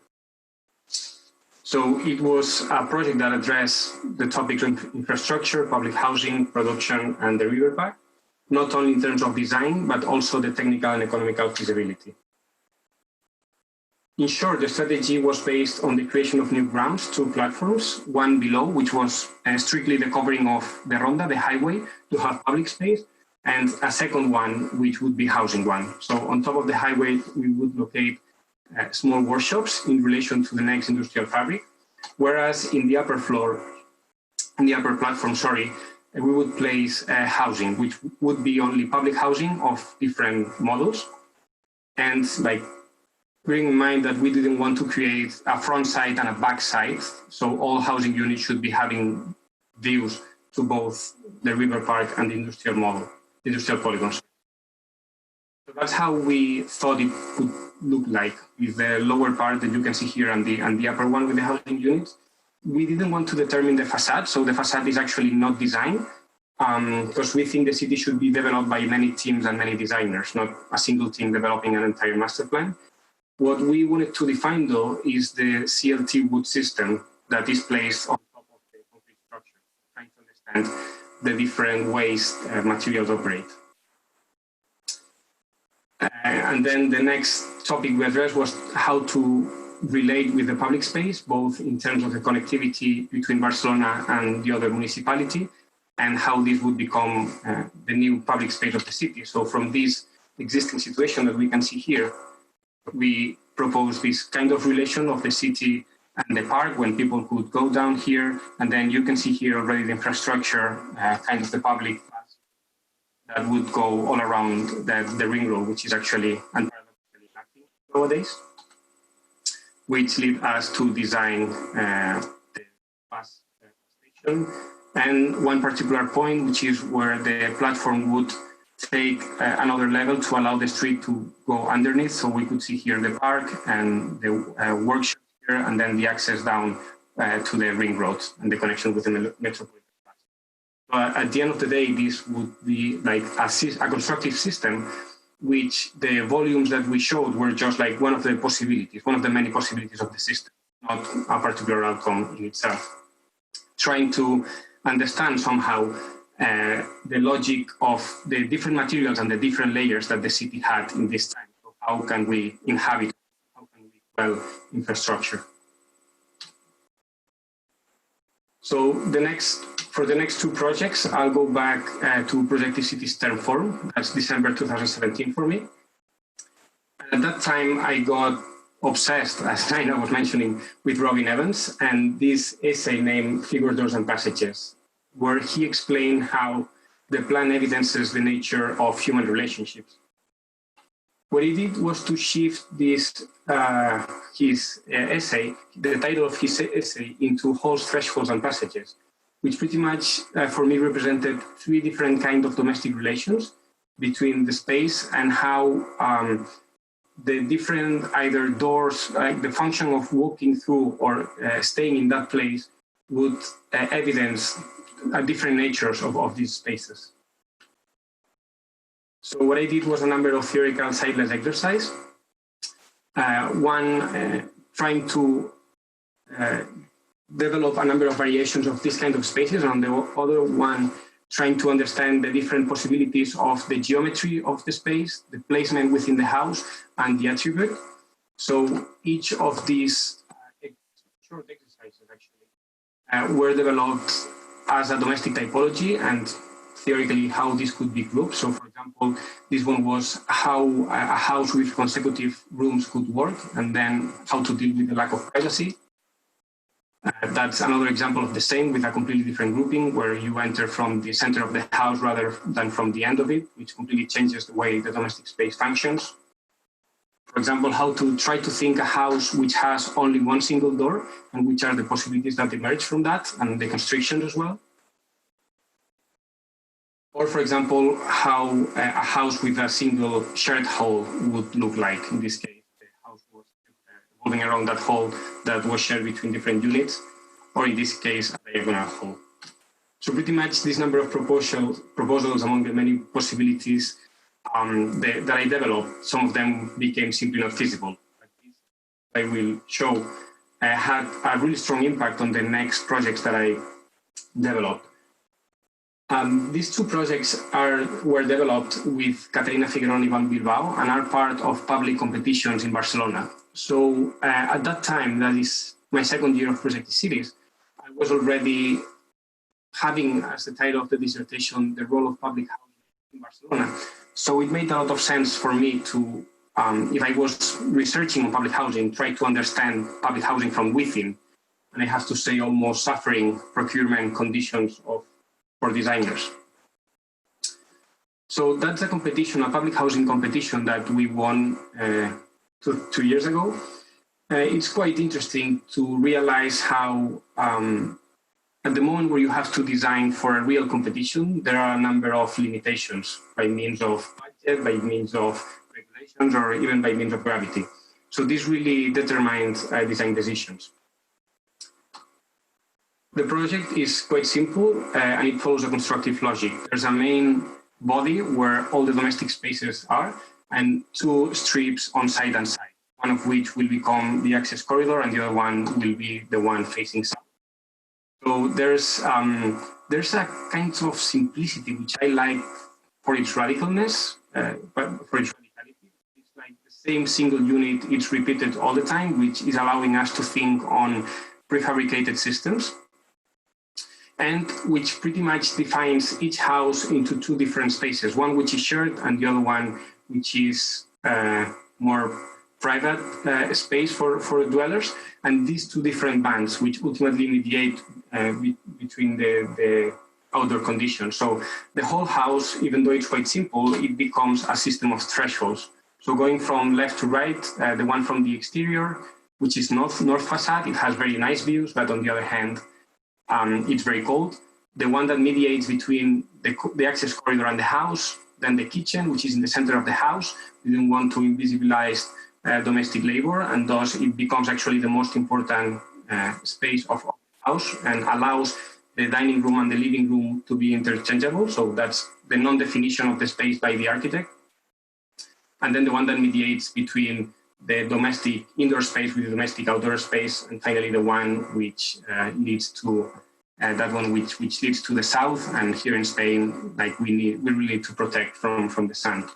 So I kind of like this idea of the house or the domestic space formed by 5 thresholds, and then this space which articulates the relation. This space which articulates the relation between the 2 bedrooms. So that's how we imagined the access corridor. That was a competition drawing. Now it has changed a little bit for these reasons, the development of the project. But I think it's quite interesting how the materialization of these wooden pieces are the ones that evidence the relation, the spatial relation between rooms, which is what I was like looking forward when I was researching on Evan's points. And that's the other side of the house. In this case, the relation is much more open because there are no problems or no need of mediation of privacy between 2 domestic spaces. One is outdoors and the other one is indoors. The last project I wanted to show is again a competition that with Yvonne Bilbao and Caterina Figueroa were lucky enough to win. That is last July, so 3 months ago. In this case, the volumetry was defined by the master plan. So it was a competition for housing cooperatives. And the limitation in this case, or the challenge, was not only budget, because this is public housing at the end of the day, or regulations, but in this case was to understand the specificities of dwellers, which brought us to understand a completely different set of tools, of design tools, protocols and mechanisms that one should be aware of in order to design cooperative housing. So this is a workshop that we ran right before lockdown in February, lucky enough. So what actually defines the building are the 3 shared cooperative spaces, which are the ones that actually should work as places where the community would meet. So that's the one on the rooftop, which we think like actually will have very nice views to all Barcelona, and will have an outdoor and an indoor space. And then a number of streets that emerge from the 2 cores, one which is vertical, and that's the normative one, the one that the regulation asks for, and then a secondary one which actually is connecting all these streets, which became this kind of corridors, in this case, shared outdoor corridors that allow these domestic spaces, the private spaces to appropriate within the community. So at the end, what the plan wanted to reflect is these thoughts of the halls, doors and passages, but in a much more collective scale, in a way that, again, and this goes back to the project in front of the ring road, the idea was to generate a system, not a terminated building. So how this, at the end of the day, would allow a number of different households and like ultimately housing typologies, that they would coexist. So we intend not to define them as such. So this is the option of nuclear living, in which the bedrooms, we imagine, will be in this part of the building. And then the system allows each of the dwellings to have more or less bedrooms, depending on household needs. The second one is the extended households, and to address the problem of aging population and more complex social structures, like, for example, intergenerational living or friends who want to live together. And finally, cluster living, which would allow several households to share one dwelling. So the idea is that that's the kind of plan that will be given to the cooperative, and let them negotiate their needs and the different household needs, just by placing as fixed structures the CLT wood structure, and that allowing the different like private and communitarian spaces to change, not only to change at the moment of design and at the moment of construction, but also to change over time. Because from my point of view, we cannot predict how society structures will look like in 50 years. That's how the first 2 floors will look like, we imagine, which is pretty much the same plan, but a little bit longer due to, again, that's defined by the master plan. And finally, I think that's going to be one of the main challenges of the project, which is the facade will be a green facade that the cooperative will take care of. So usually when one designs either private or public housing, shared spaces are seen as spaces of conflict and spaces that no one will take. So we're trying to understand how the fact that the community pre-exists the building and we already know who they are and how much engaged they will be with the building will allow us to define a different number of design opportunities. So that's it. Thank you. Thank you, Raul. This is great. I'm really happy to see these competitions and these amazing projects, and hopefully in the next couple of years we will visit them in person in Barcelona with our students. Most welcome. Yes, it will be great to do that. I will very quickly introduce Gianna Botema. Gianna, are you here? Yes, should be someone. Yes, I'm here. Hello, hello. Hey. So Gianna, she's going to talk about her dissertation and how her dissertation is now influencing, I guess, her own practice and projects with the Dutch and municipal governments. It's really one of the extremely important milestones, I guess, for the program, her project, because from her own work we were able to develop a series of ideas for our own design and studio teaching. So I'm really happy that Gianna will have this opportunity to show her work now. Gianna holds an MSc in architecture from TU Delft, and of course taught an MPhil from Projective Cities. Her thesis was focused on the development of housing and care cooperatives and formed an investigation into decentralized and cooperative care models in the Netherlands. And currently she's working as an architect on different housing projects and developing the research projects, collective home ownership, new protocols for architecture, and vital home dwelling as an infrastructural project. Gianna, the floor is yours. Share your screen and you can start. Thank you for being here and welcome back. Hello, everyone. My name is Gianna. I hope everyone is doing fine. Thank you for the invitation. First of all, I'm very happy to be here online and to present to you my work. So today I will reflect on my dissertation, Housing and Care Cooperatives in the Netherlands, from dissertation to practice, and present my main findings and how it has influenced my work.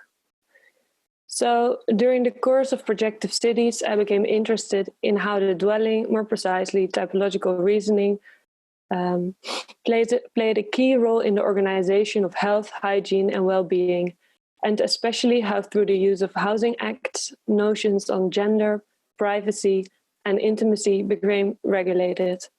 Moreover, I started studying how the dwelling from a standardized type to separate households, developed into a complex network of health workers, equipment, and services, each working simultaneously on a different level to prevent potential illness. So the coming 50 minutes, I present to you my main findings on my dissertation, which you can see on the upper left, and briefly highlight the 2 projects I'm currently working on, collective home ownership, which you can see on the upper right, and vital home, down on the left. So the dissertation, Housing and Care Cooperatives in the Netherlands, Spatial Diagrams of Cluster Living, investigates the typological transformation of elderly accommodation into decentralized models of care in the district, and proposes to use the design of the threshold as a tool to redesign social, assistant, and care work relations within the home. When I started this project,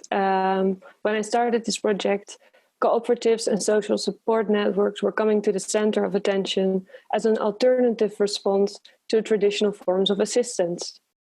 Community-led care networks such as buurtzorg, district care, and care cooperatives were being developed in the Netherlands as a result of new legislation.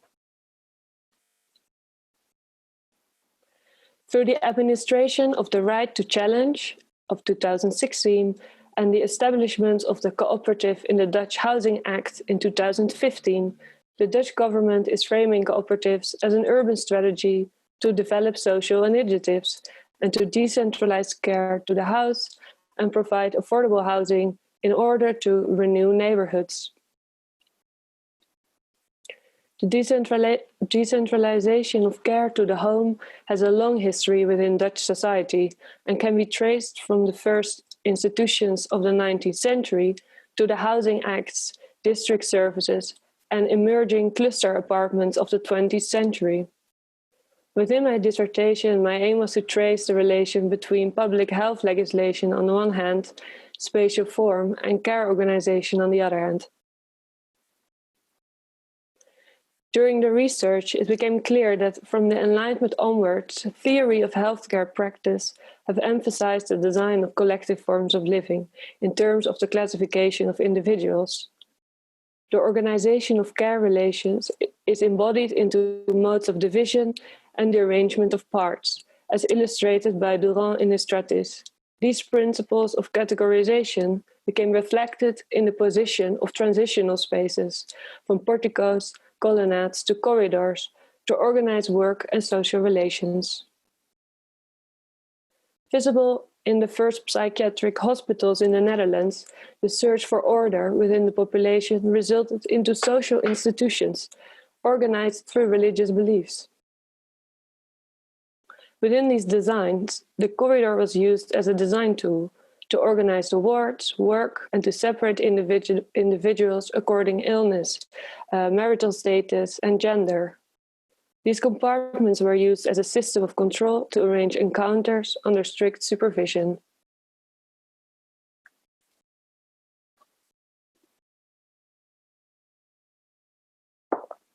In parallel to these institutions, a series of acts were set in place to improve alcove dwellings, which you can see on the left. Moreover, as an attempt, which formed an attempt to standardize and normalize family relations. As a project tied to modernity, the first Housing and Healthcare Act was set in place in 1901. Through a series of standardized housing types, of which you can see a few on the right, the separation of households was emphasized through the legislation of entrance halls, corridors, separate bedrooms, and bathrooms. After the Second World War, these measures on standardization, safety, and hygiene were widely accommodated in housing types and became reflected in a building boom of elderly homes, organized in order to optimize assistance by efficient corridor systems. And what becomes visible in the elderly and care homes of the 60s is a minimum of shared amenities, circulation space, and transitional areas, forcing care work to take place in the most private compartments. Between the 60s and the beginning of 2000, shifts in healthcare politics alternated with new design solutions, moving towards an increased role for individual responsibility, district care, and service points, known as wijkzorg, and increased the role for accompanying exterior spaces, to arrange spaces where local volunteers, informal carers, and care recipients potentially could encounter. In 2015, the Act for Social Support, known as WMO, ensured the decentralization of elderly care to the home, emphasizing self-managed and directed networks of care workers, assistants, and volunteers, ranging from district care, housekeeping assistant, respite care, to coaching.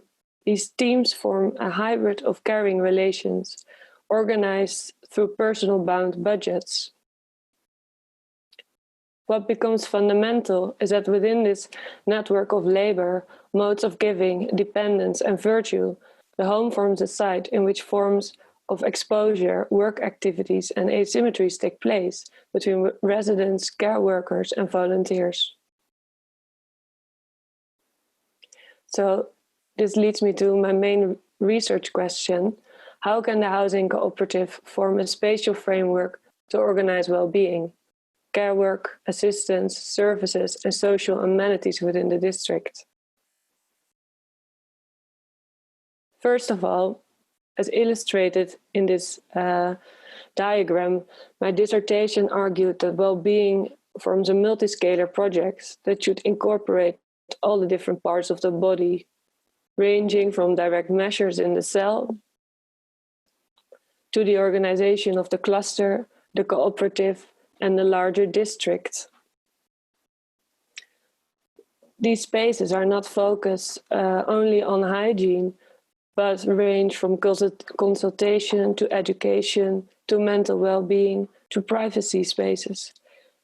Within the operation of well-being, the dwelling forms a hybrid of public and private initiatives, linking forms of well-being, assistance, and dependency within everyday life.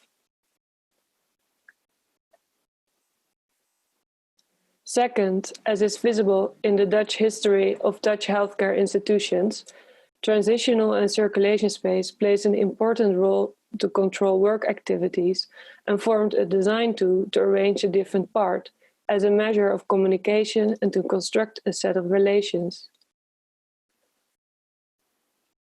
As a consequence of care in place, relations of dependency and virtue start to articulate new asymmetries between care professional, volunteers, providers, recipients, and waged and unwaged workers, and as a result, segment workforce. So my dissertation aims to propose the threshold as a design tool to investigate the interstitial relations by all these different residents, workers, and visitors, by arranging the architectural parts between those different individuals. So for my dissertation, I concluded with a series of design guidelines that could form recommendation for potential care cooperatives, housing cooperatives, the municipality, and self-managed care teams. First, thresholds. By recognizing the dwelling as a collection of transitional spaces that relate to the various scales of well-being, so ranging from bedrooms, kitchens, to bath, to recreational area, guest rooms, but also to spatial elements such as bridges, ramps, halls, observatories, and gardens. The home becomes reflected as a series of spaces, reflecting on the different dimensions of well-being. Second, circulation.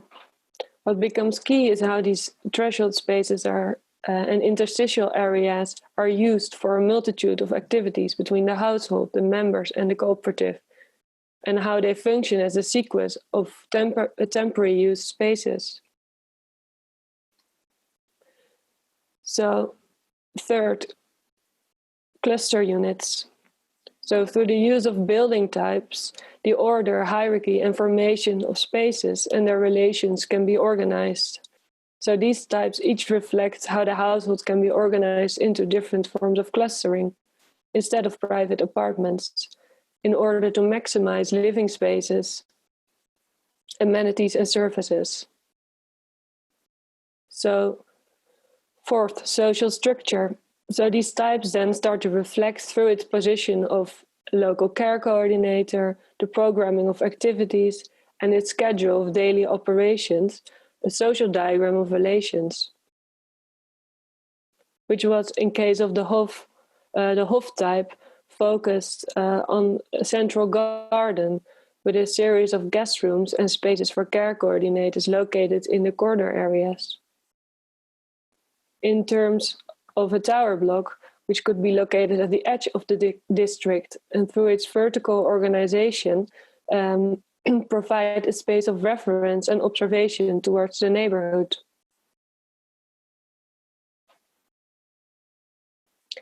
And third, the atrium type, which is organized through a central atrium and an enfilade system that through a series of connecting halls, ramps, and open spaces function as a performance space where local residents can encounter.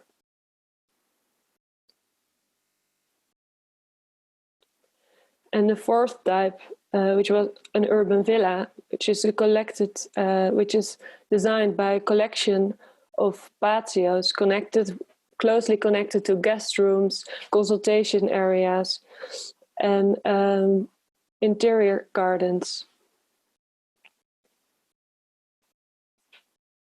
So within these types, measurements started to play a central role, not only to be able to accommodate different functions and changing demands over time, but also to allow for different family compositions. Second to that, to enable the customization of these different private and communal spaces within the types. 7, privacy. What becomes key is how we organize the different types in relation to the well-being of care providers and informal carers by allowing for spaces of retreat and excluded spaces where members, volunteers, and workers can reside, such as the enclosed guest room, a local care room, or it could be designed as a path between a variety of areas that could also have a recreational function.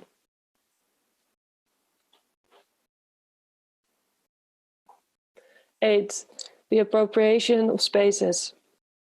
So the organization of common spaces then should also allow for the appropriation to individual needs. So designing storage spaces and wall surface that can be emphasized through its sequence of spaces, assigned with orange. And 9, optical and architectural windows.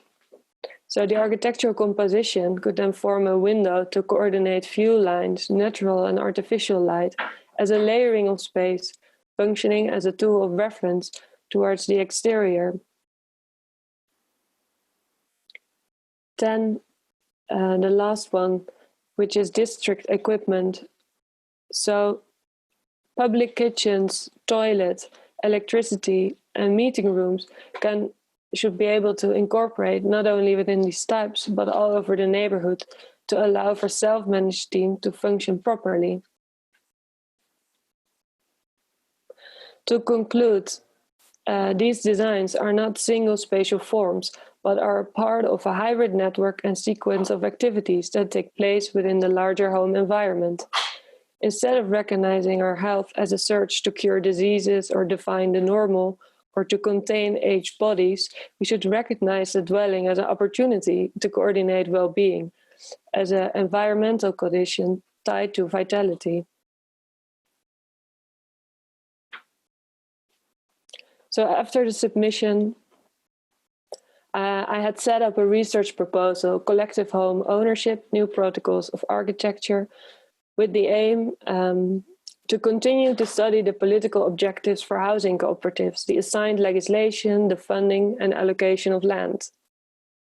So within this process, I'm still working on it, but within this process, what became key was the launch of Actieplan Wooncoöperaties under the guidance of Laurens Evans, which is the alderman for building and residential. He has the ambition to construct 40,000 cooperative dwellings before 2040. In comparison to other countries such as Switzerland or Germany, the Co-op is relatively a new organization structure within the Netherlands since 2015. And under this realization process, the municipality of Amsterdam has the ambition to design a standard, which is called the Amsterdamse Wooncoöperatiemaatschappij. The standard recalls 4 strategies. First of all, new developments into a single plot, which has now the main priority. Second, areas, new initiatives focused on residential work areas. Third, existing building stock in development neighborhoods with a focus on social cohesion, urban renewal. And fourth, to use the existing stock of housing associations to convert association dwellings into cooperatives.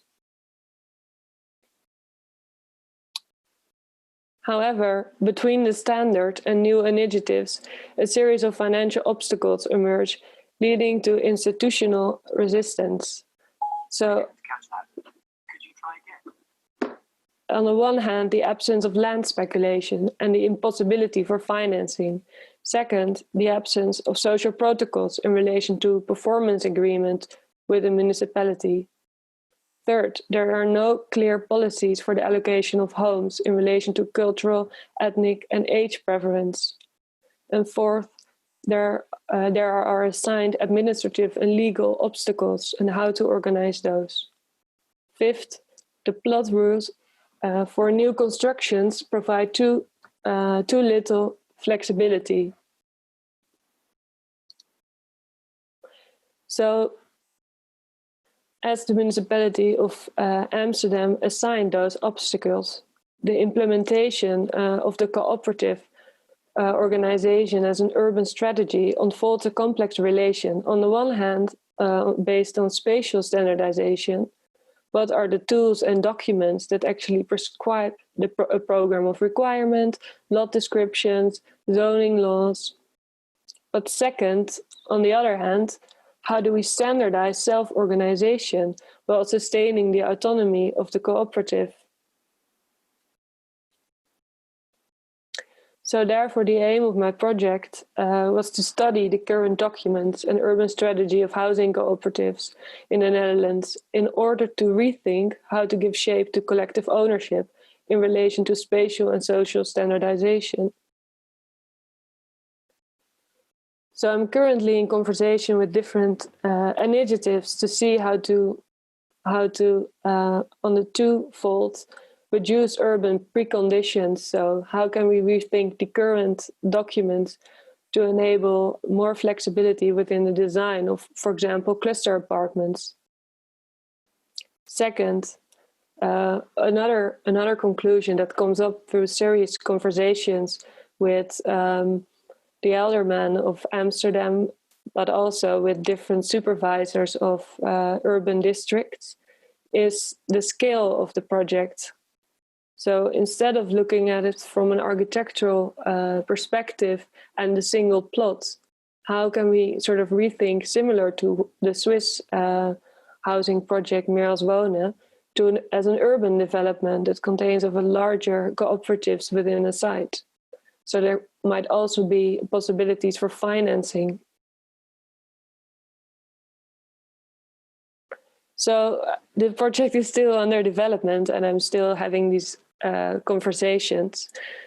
But in the end, the aim is to provide a vision document that has on the one hand a spatial mapping, interviews that I'm currently doing, but also a series of recommendations to conclude with a discussion.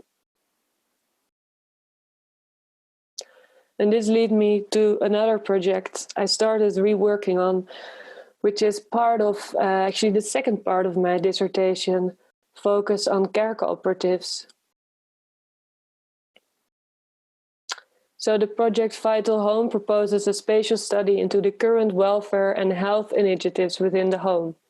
So the aim of the project is to rethink the role of the dwelling as an infrastructural project by investigating health measures, technologies, and ecologies currently applied to its territory. Moreover, the project has the ambition to reflect on current healthcare politics by addressing the potential of the dwelling as a didactical space, as a framework for cooperation, and a place of support.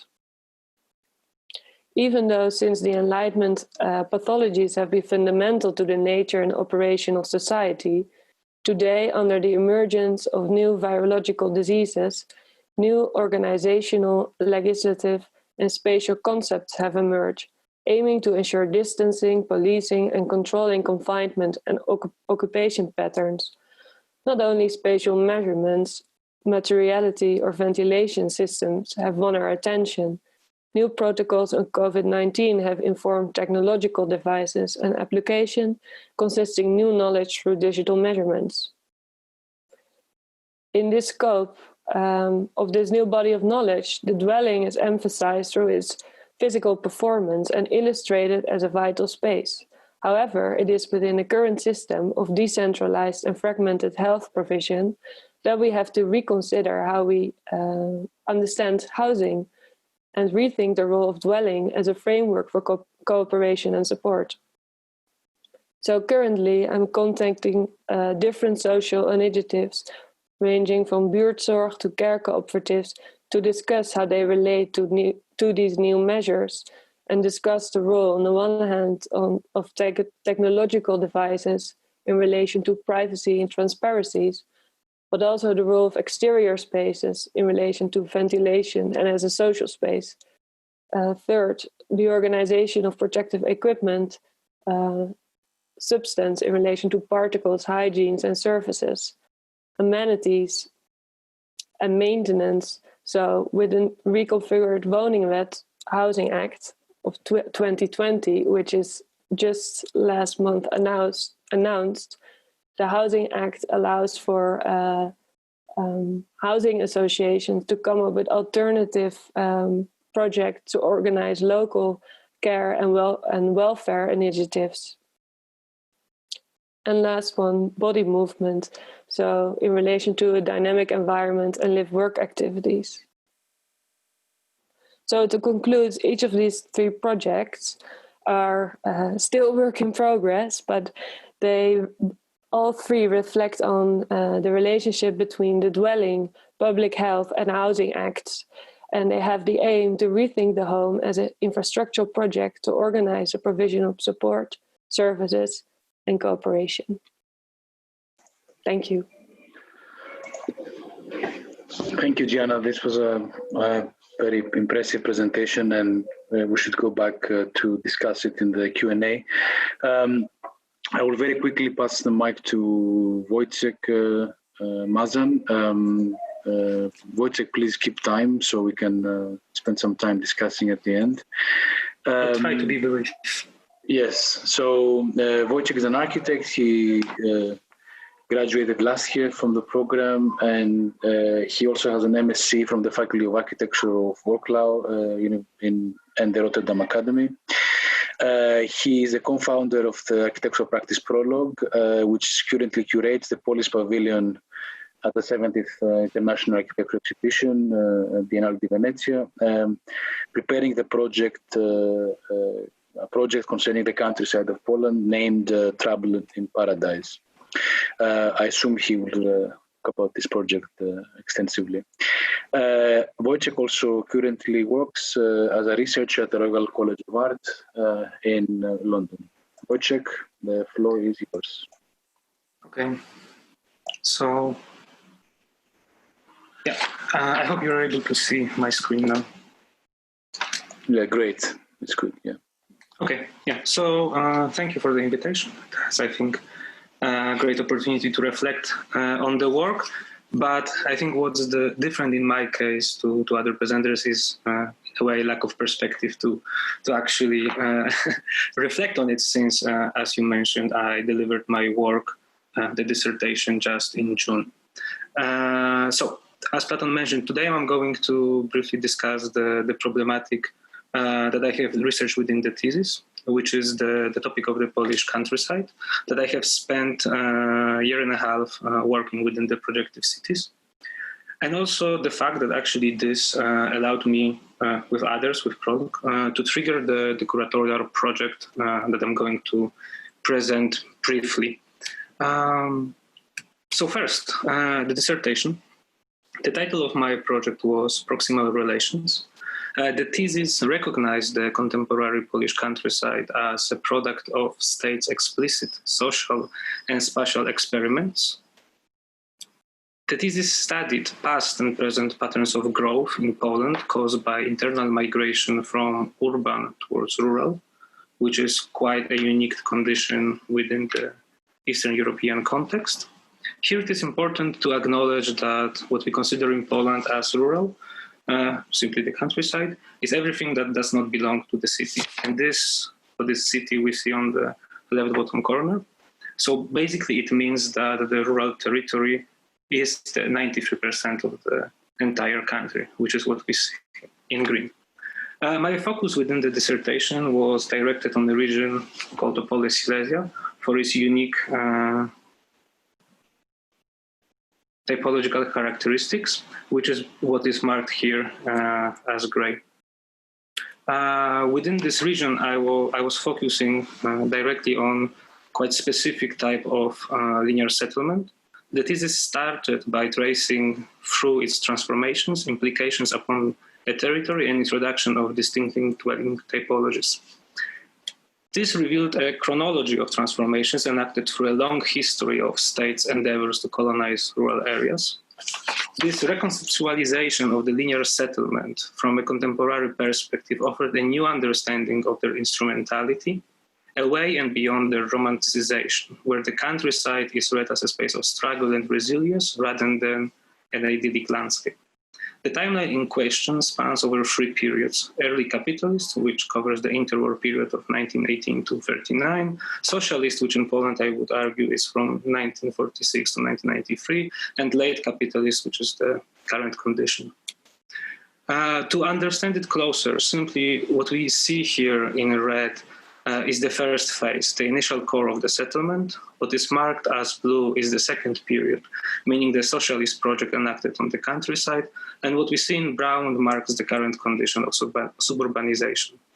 The analysis of the form of the settlement through this lens allowed me to attempt to answer the core question of the thesis, meaning how present patterns of growth affect spatial and social structures of the linear settlements in the context of Opole Silesia, Poland, and how this can allow me to further problematize those questions to the context of Global East.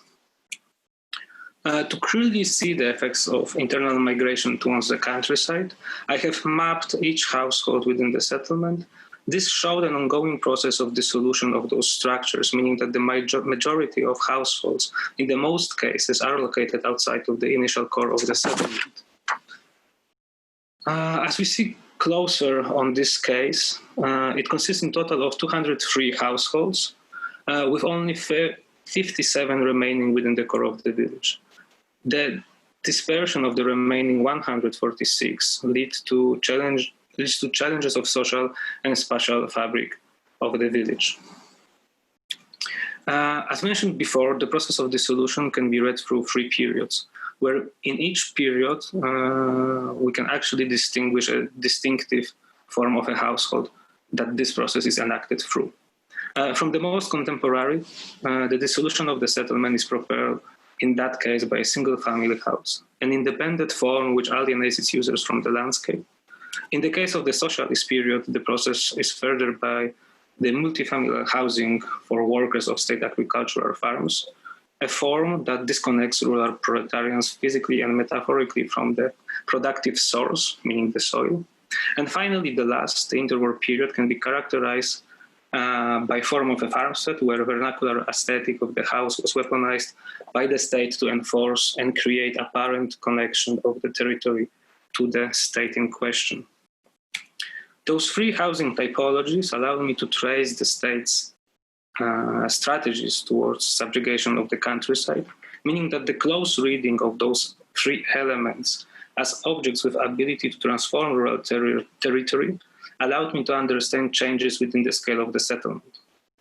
And I think actually that this is something, the close reading of those elements, those actors within the landscape is the method that I took further together with the rest of the team to the next project, which is basically the project of Travel in Paradise. So the thing is that since this is still work in progress and the exhibition didn't happen in May as it was planned, I'm allowed to show simply glimpses during this presentation. So The project builds on the foundation of the thesis and continues the research on the Polish countryside. From the spatial perspective, it tries to answer the question basically what constitutes those 93% of the territory. Therefore, using a tool of a glossary, we attempt to record those elements that spatially are defining the countryside by use of photography. Therefore, simply, it goes from large-scale storage facilities through stations for voluntary fire brigades, which one could argue are the elements within the villages that are actually most common, or used as common spaces, through the shapes of the roof that are changing within the periods, through the problematic landscape of energetic use, to a fifth urbanism that is created simply by subdivision of the agrarian plot, through a homogeneous agricultural production that is overtaking the countryside. And with this, I will conclude the brief presentation. Thank you. Thank you, Wojciech. Thank you for your time. You should start presenting the Venice Biennale project because it will never happen. So I will wait until May. The only space that it would exist, is this, like Zoom meetings and conversations. Anyway, yeah, hopefully, let's see. Hopefully we will have the chance to go into Venice and see it live because it's a fantastic project. I don't know if there are any questions, but I would like to ask one myself, if I may. One that I kind of try to, and it's a question not just for you four, it's also for the previous speakers. I don't know if they're here. I know that Ricardo had to go and Cyan might have a meeting, but I can see Alvaro still here and Cyan still connected. So there's a question about, let's say, pedagogy and method that I would like to discuss, not as a question of influence or whatever. I mean, I'm not interested in that per se, so I'm not asking this question to receive an answer about credit to the program, but in a way a more complex discussion about how do we address projects of urban design, architecture, and thinking about the city today, and what are the possibilities that we have, and how do you think is possible to formulate distinct and hopefully interesting pedagogical and educational experiments. So that's for me the first question. And I know that many of you have experience in teaching and experience in discussing at least work that you do outside of the academia within academic environment. So for me, it's an interesting challenge in a way to bring questions of practice, education, and method into this conversation. Thanks. I don't know who wants to try to answer. Alvaro, you are in sleeping duties, I can see. So.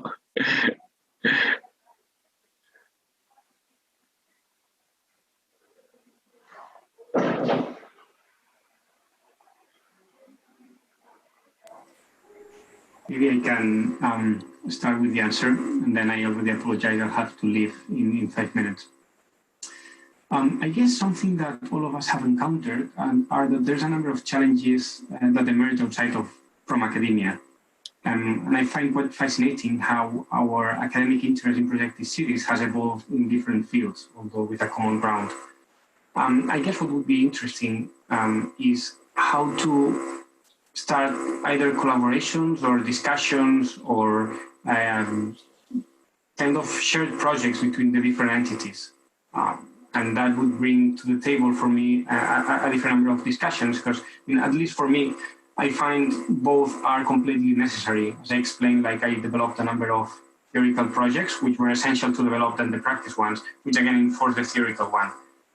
So I guess to open a number of different parallel paths with different number of collaborations and speakers on the other side of the table is to me a way to really achieve a transversal approach, a cross-cutting approach to urban design projects.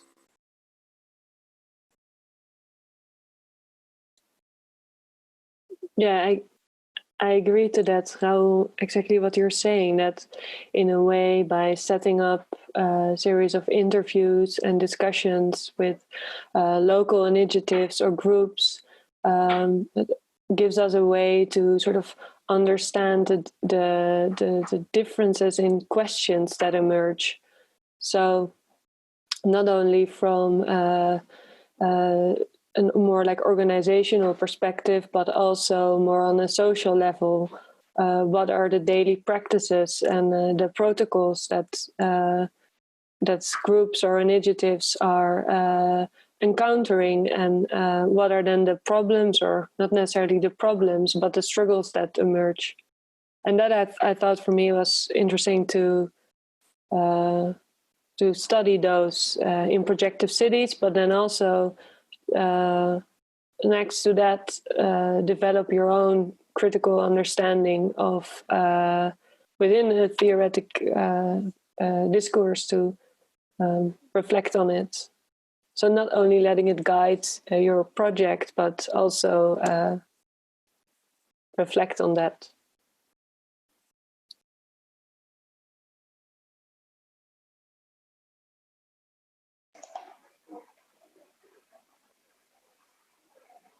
Laina, sorry. I just wanted to maybe take a different direction.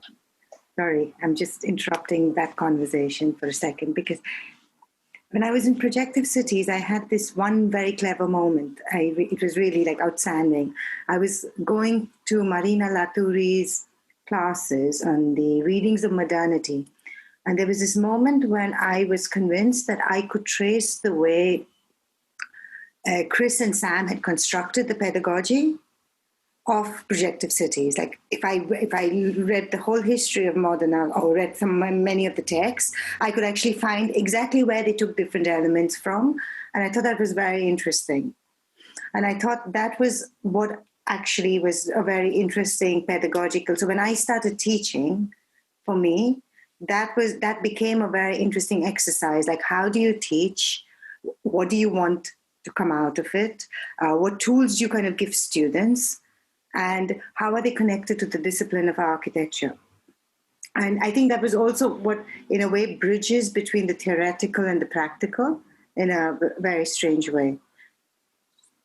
So, sorry, I just interrupted the conversation on interviews, but... No, I think that's a very important point. And I think that one of the things that I personally learned working with Sam and Hamed and myself, having Chris as a colleague at the PhD program, was precisely the incredible rigor in organizing and setting up very clear objectives and very clear methodological pathways to discuss and talk about architecture.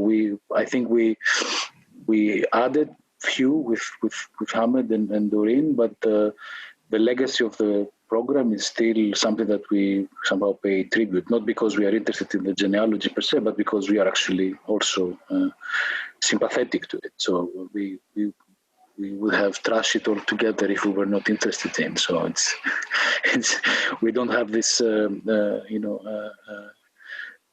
problem, I would say. But I think that something that we have tried to do with Sam on the last years that Sam was around, and very intensely since we took over, is to achieve something that was, I think, very clear today, a relationship between projects and research work with what I would use a banal term, live projects, projects that exist outside of the course. And it has been done also before, and it was done by individual initiatives. People were working, were doing competitions, were developing their own practice. They were doing projects that have this kind of interaction and relevance for the work that they were doing in the program. But I think some that we are trying to do even more with Hamed and Doreen and Raul and Christina is to push this even further, like to have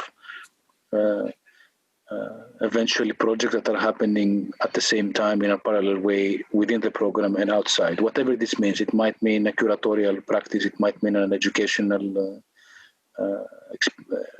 experiment, it might mean a competition, it might mean different things, or it might mean all of these things together. So I think to keep this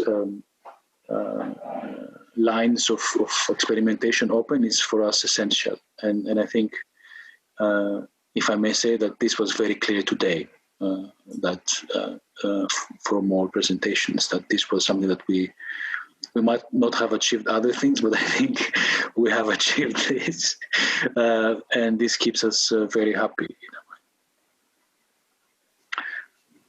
Alvaro. I think it is. Simon, hi. Hi.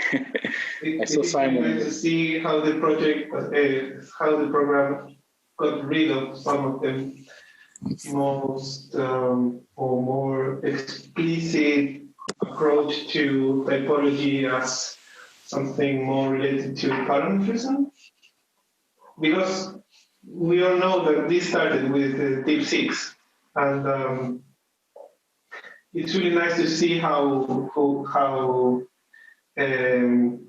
the program became a very, very strong means to do research. Many of the presentations, I never saw any of those projects, and I think are really, really interesting. Can I say something? Hi, Simon. Nice to see you. Yeah, you keep that thing. Hi, everybody. Hey, thanks a lot for the presentations. It was amazing to see how the programs developed since I went through.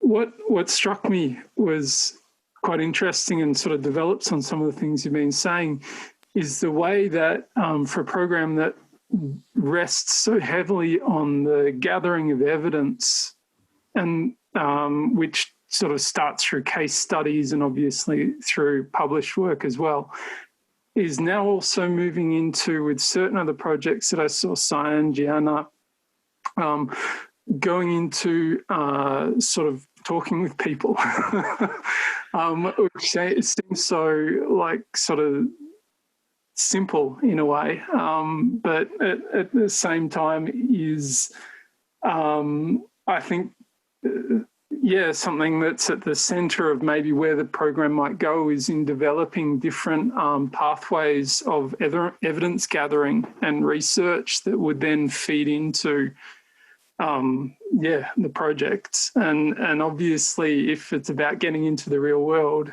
then talking with people is actually a really interesting way of doing that.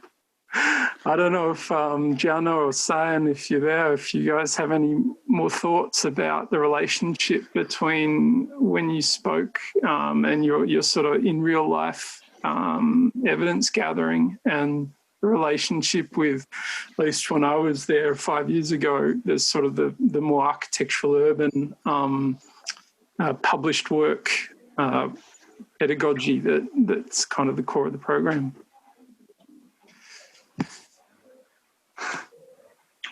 Thank you, Simon. Diana, Cyan, do you want to say a few words? Because I think it's fundamental for both projects, the ethnographic and the anthropological research behind the design development. Yeah, well, maybe it wasn't completely clear, but also a big part of my dissertation was actually based on case studies.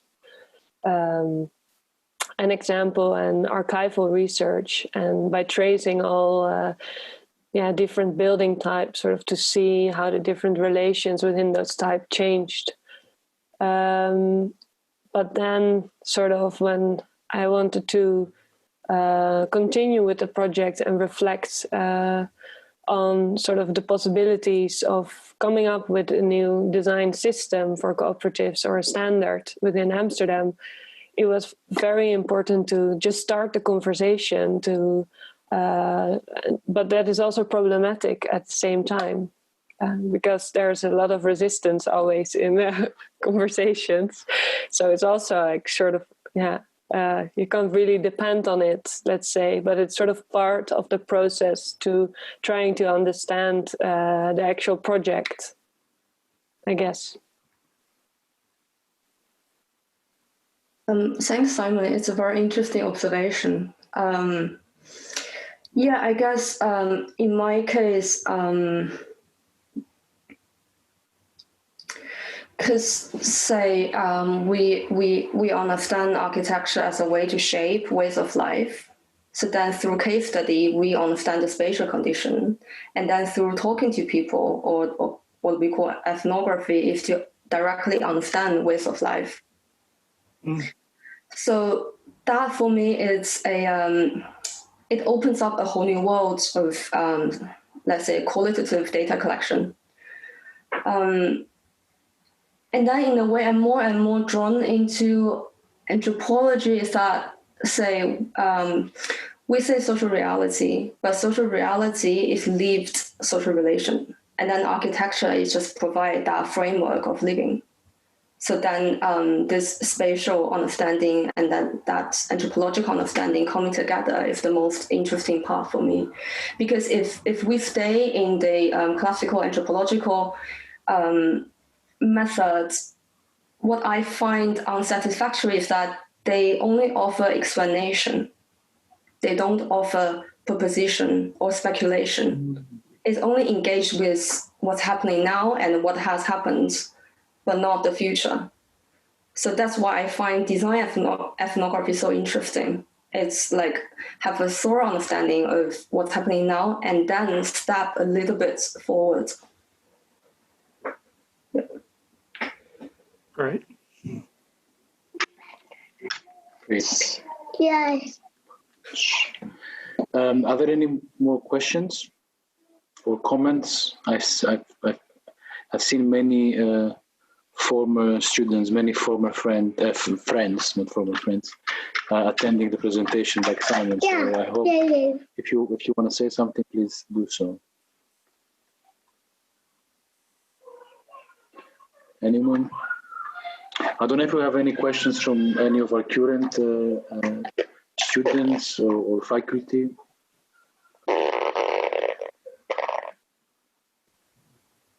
Yes, I would have a question if I may ask. Sure. Darian and then Rusbe. I can see Rusbe wanted to ask something. So Darian and then Rusbe.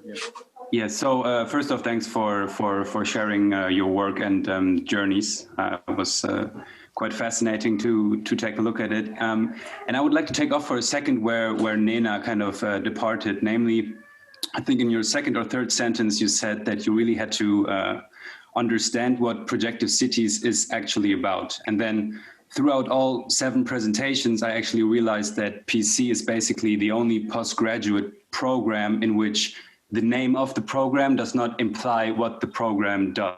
So there is no overarching dogma, no straightforward linear way of telling you what you actually have to produce. And I don't know, I find it like super interesting how it's still derived in like 7 super peculiar and like self-customized methods that you guys produced. And yeah, I don't know, it seemed to me that, and I'm currently studying Projective Cities, it seems to me that basically the program gives you a framework or a bunch of tools that then gives you again access to pick up what you are individually interested in. And I was just wondering in how far you guys agree to this or disagree, in how far taking certain methods or ideas into the real life, let it be teaching or practice, kind of shifts and yeah, was just wanting to give out that open question. May I respond to that? To be honest, Aaron, when I was there, I never felt that there was. So I thought the program was very, very linear and very, very maybe sometimes too organized, and it had a very clear agenda. But on the other hand, it used a lot of jargon at that time, which I didn't completely understand. which was actually the best part of the program, because it meant I had to use my own brain to figure out what these different things mean and how I'm going to use it. But in terms of the program being structured, it was a very, very linear, no nonsense, proper process driven program. And that's what my comment about how I could almost like trace different parts of the exercises back to different, moments in architectural history, because it was that linear. Yeah. And I was just, and what I remember about the year that I was there was the projects were very different, but they were also very same. There was you could trace it, you could see it, but it also did. But saying that about that 5 years ago, it also still gave me a lot of tools. It didn't mean. It gave you what? It gave me a lot of tools to develop my own thinking and my own learning, even though it was so structured.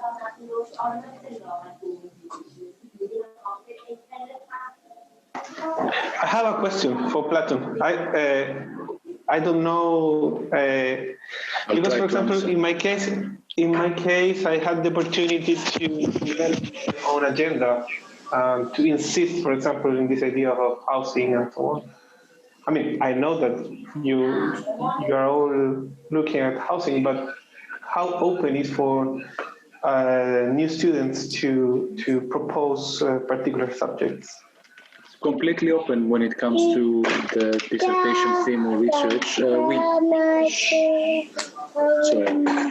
We give an umbrella theme which we call collective living at the beginning of phase one, but this is also very open. It doesn't have to be housing. It could be forms of existing with others that are, non-canonical necessarily. So we give an umbrella for the first, let's say, 2 terms in the precedent studies of architectural and urban plans. But that's it, more or less. And of course, the seminars have been enriched by our own work and our own interests and guests and so on and so forth. But there is indeed a structure that hasn't changed much.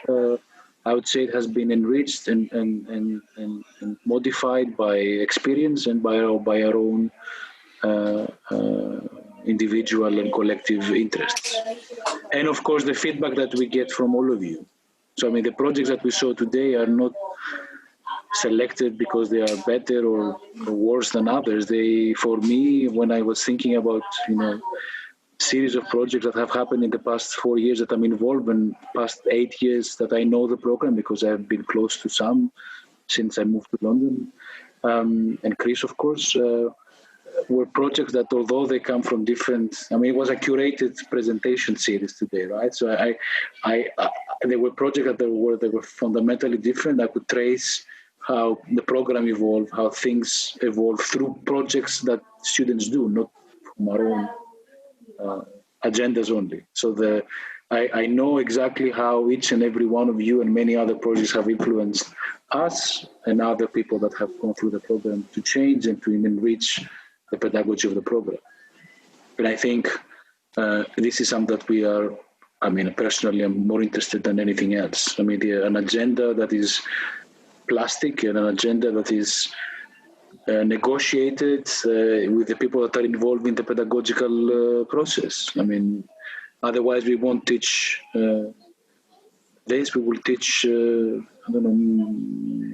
something much more rigid and inaccessible. What we are aiming here to do is to develop projects that are, first of all, interesting, that we like to do, and also hopefully that are addressing things and problematics that are not confined within the physical room or the campus of the AA, or now the virtual space that we are occupying. I guess that's the ambition, and it's not us that we do the projects; it's you.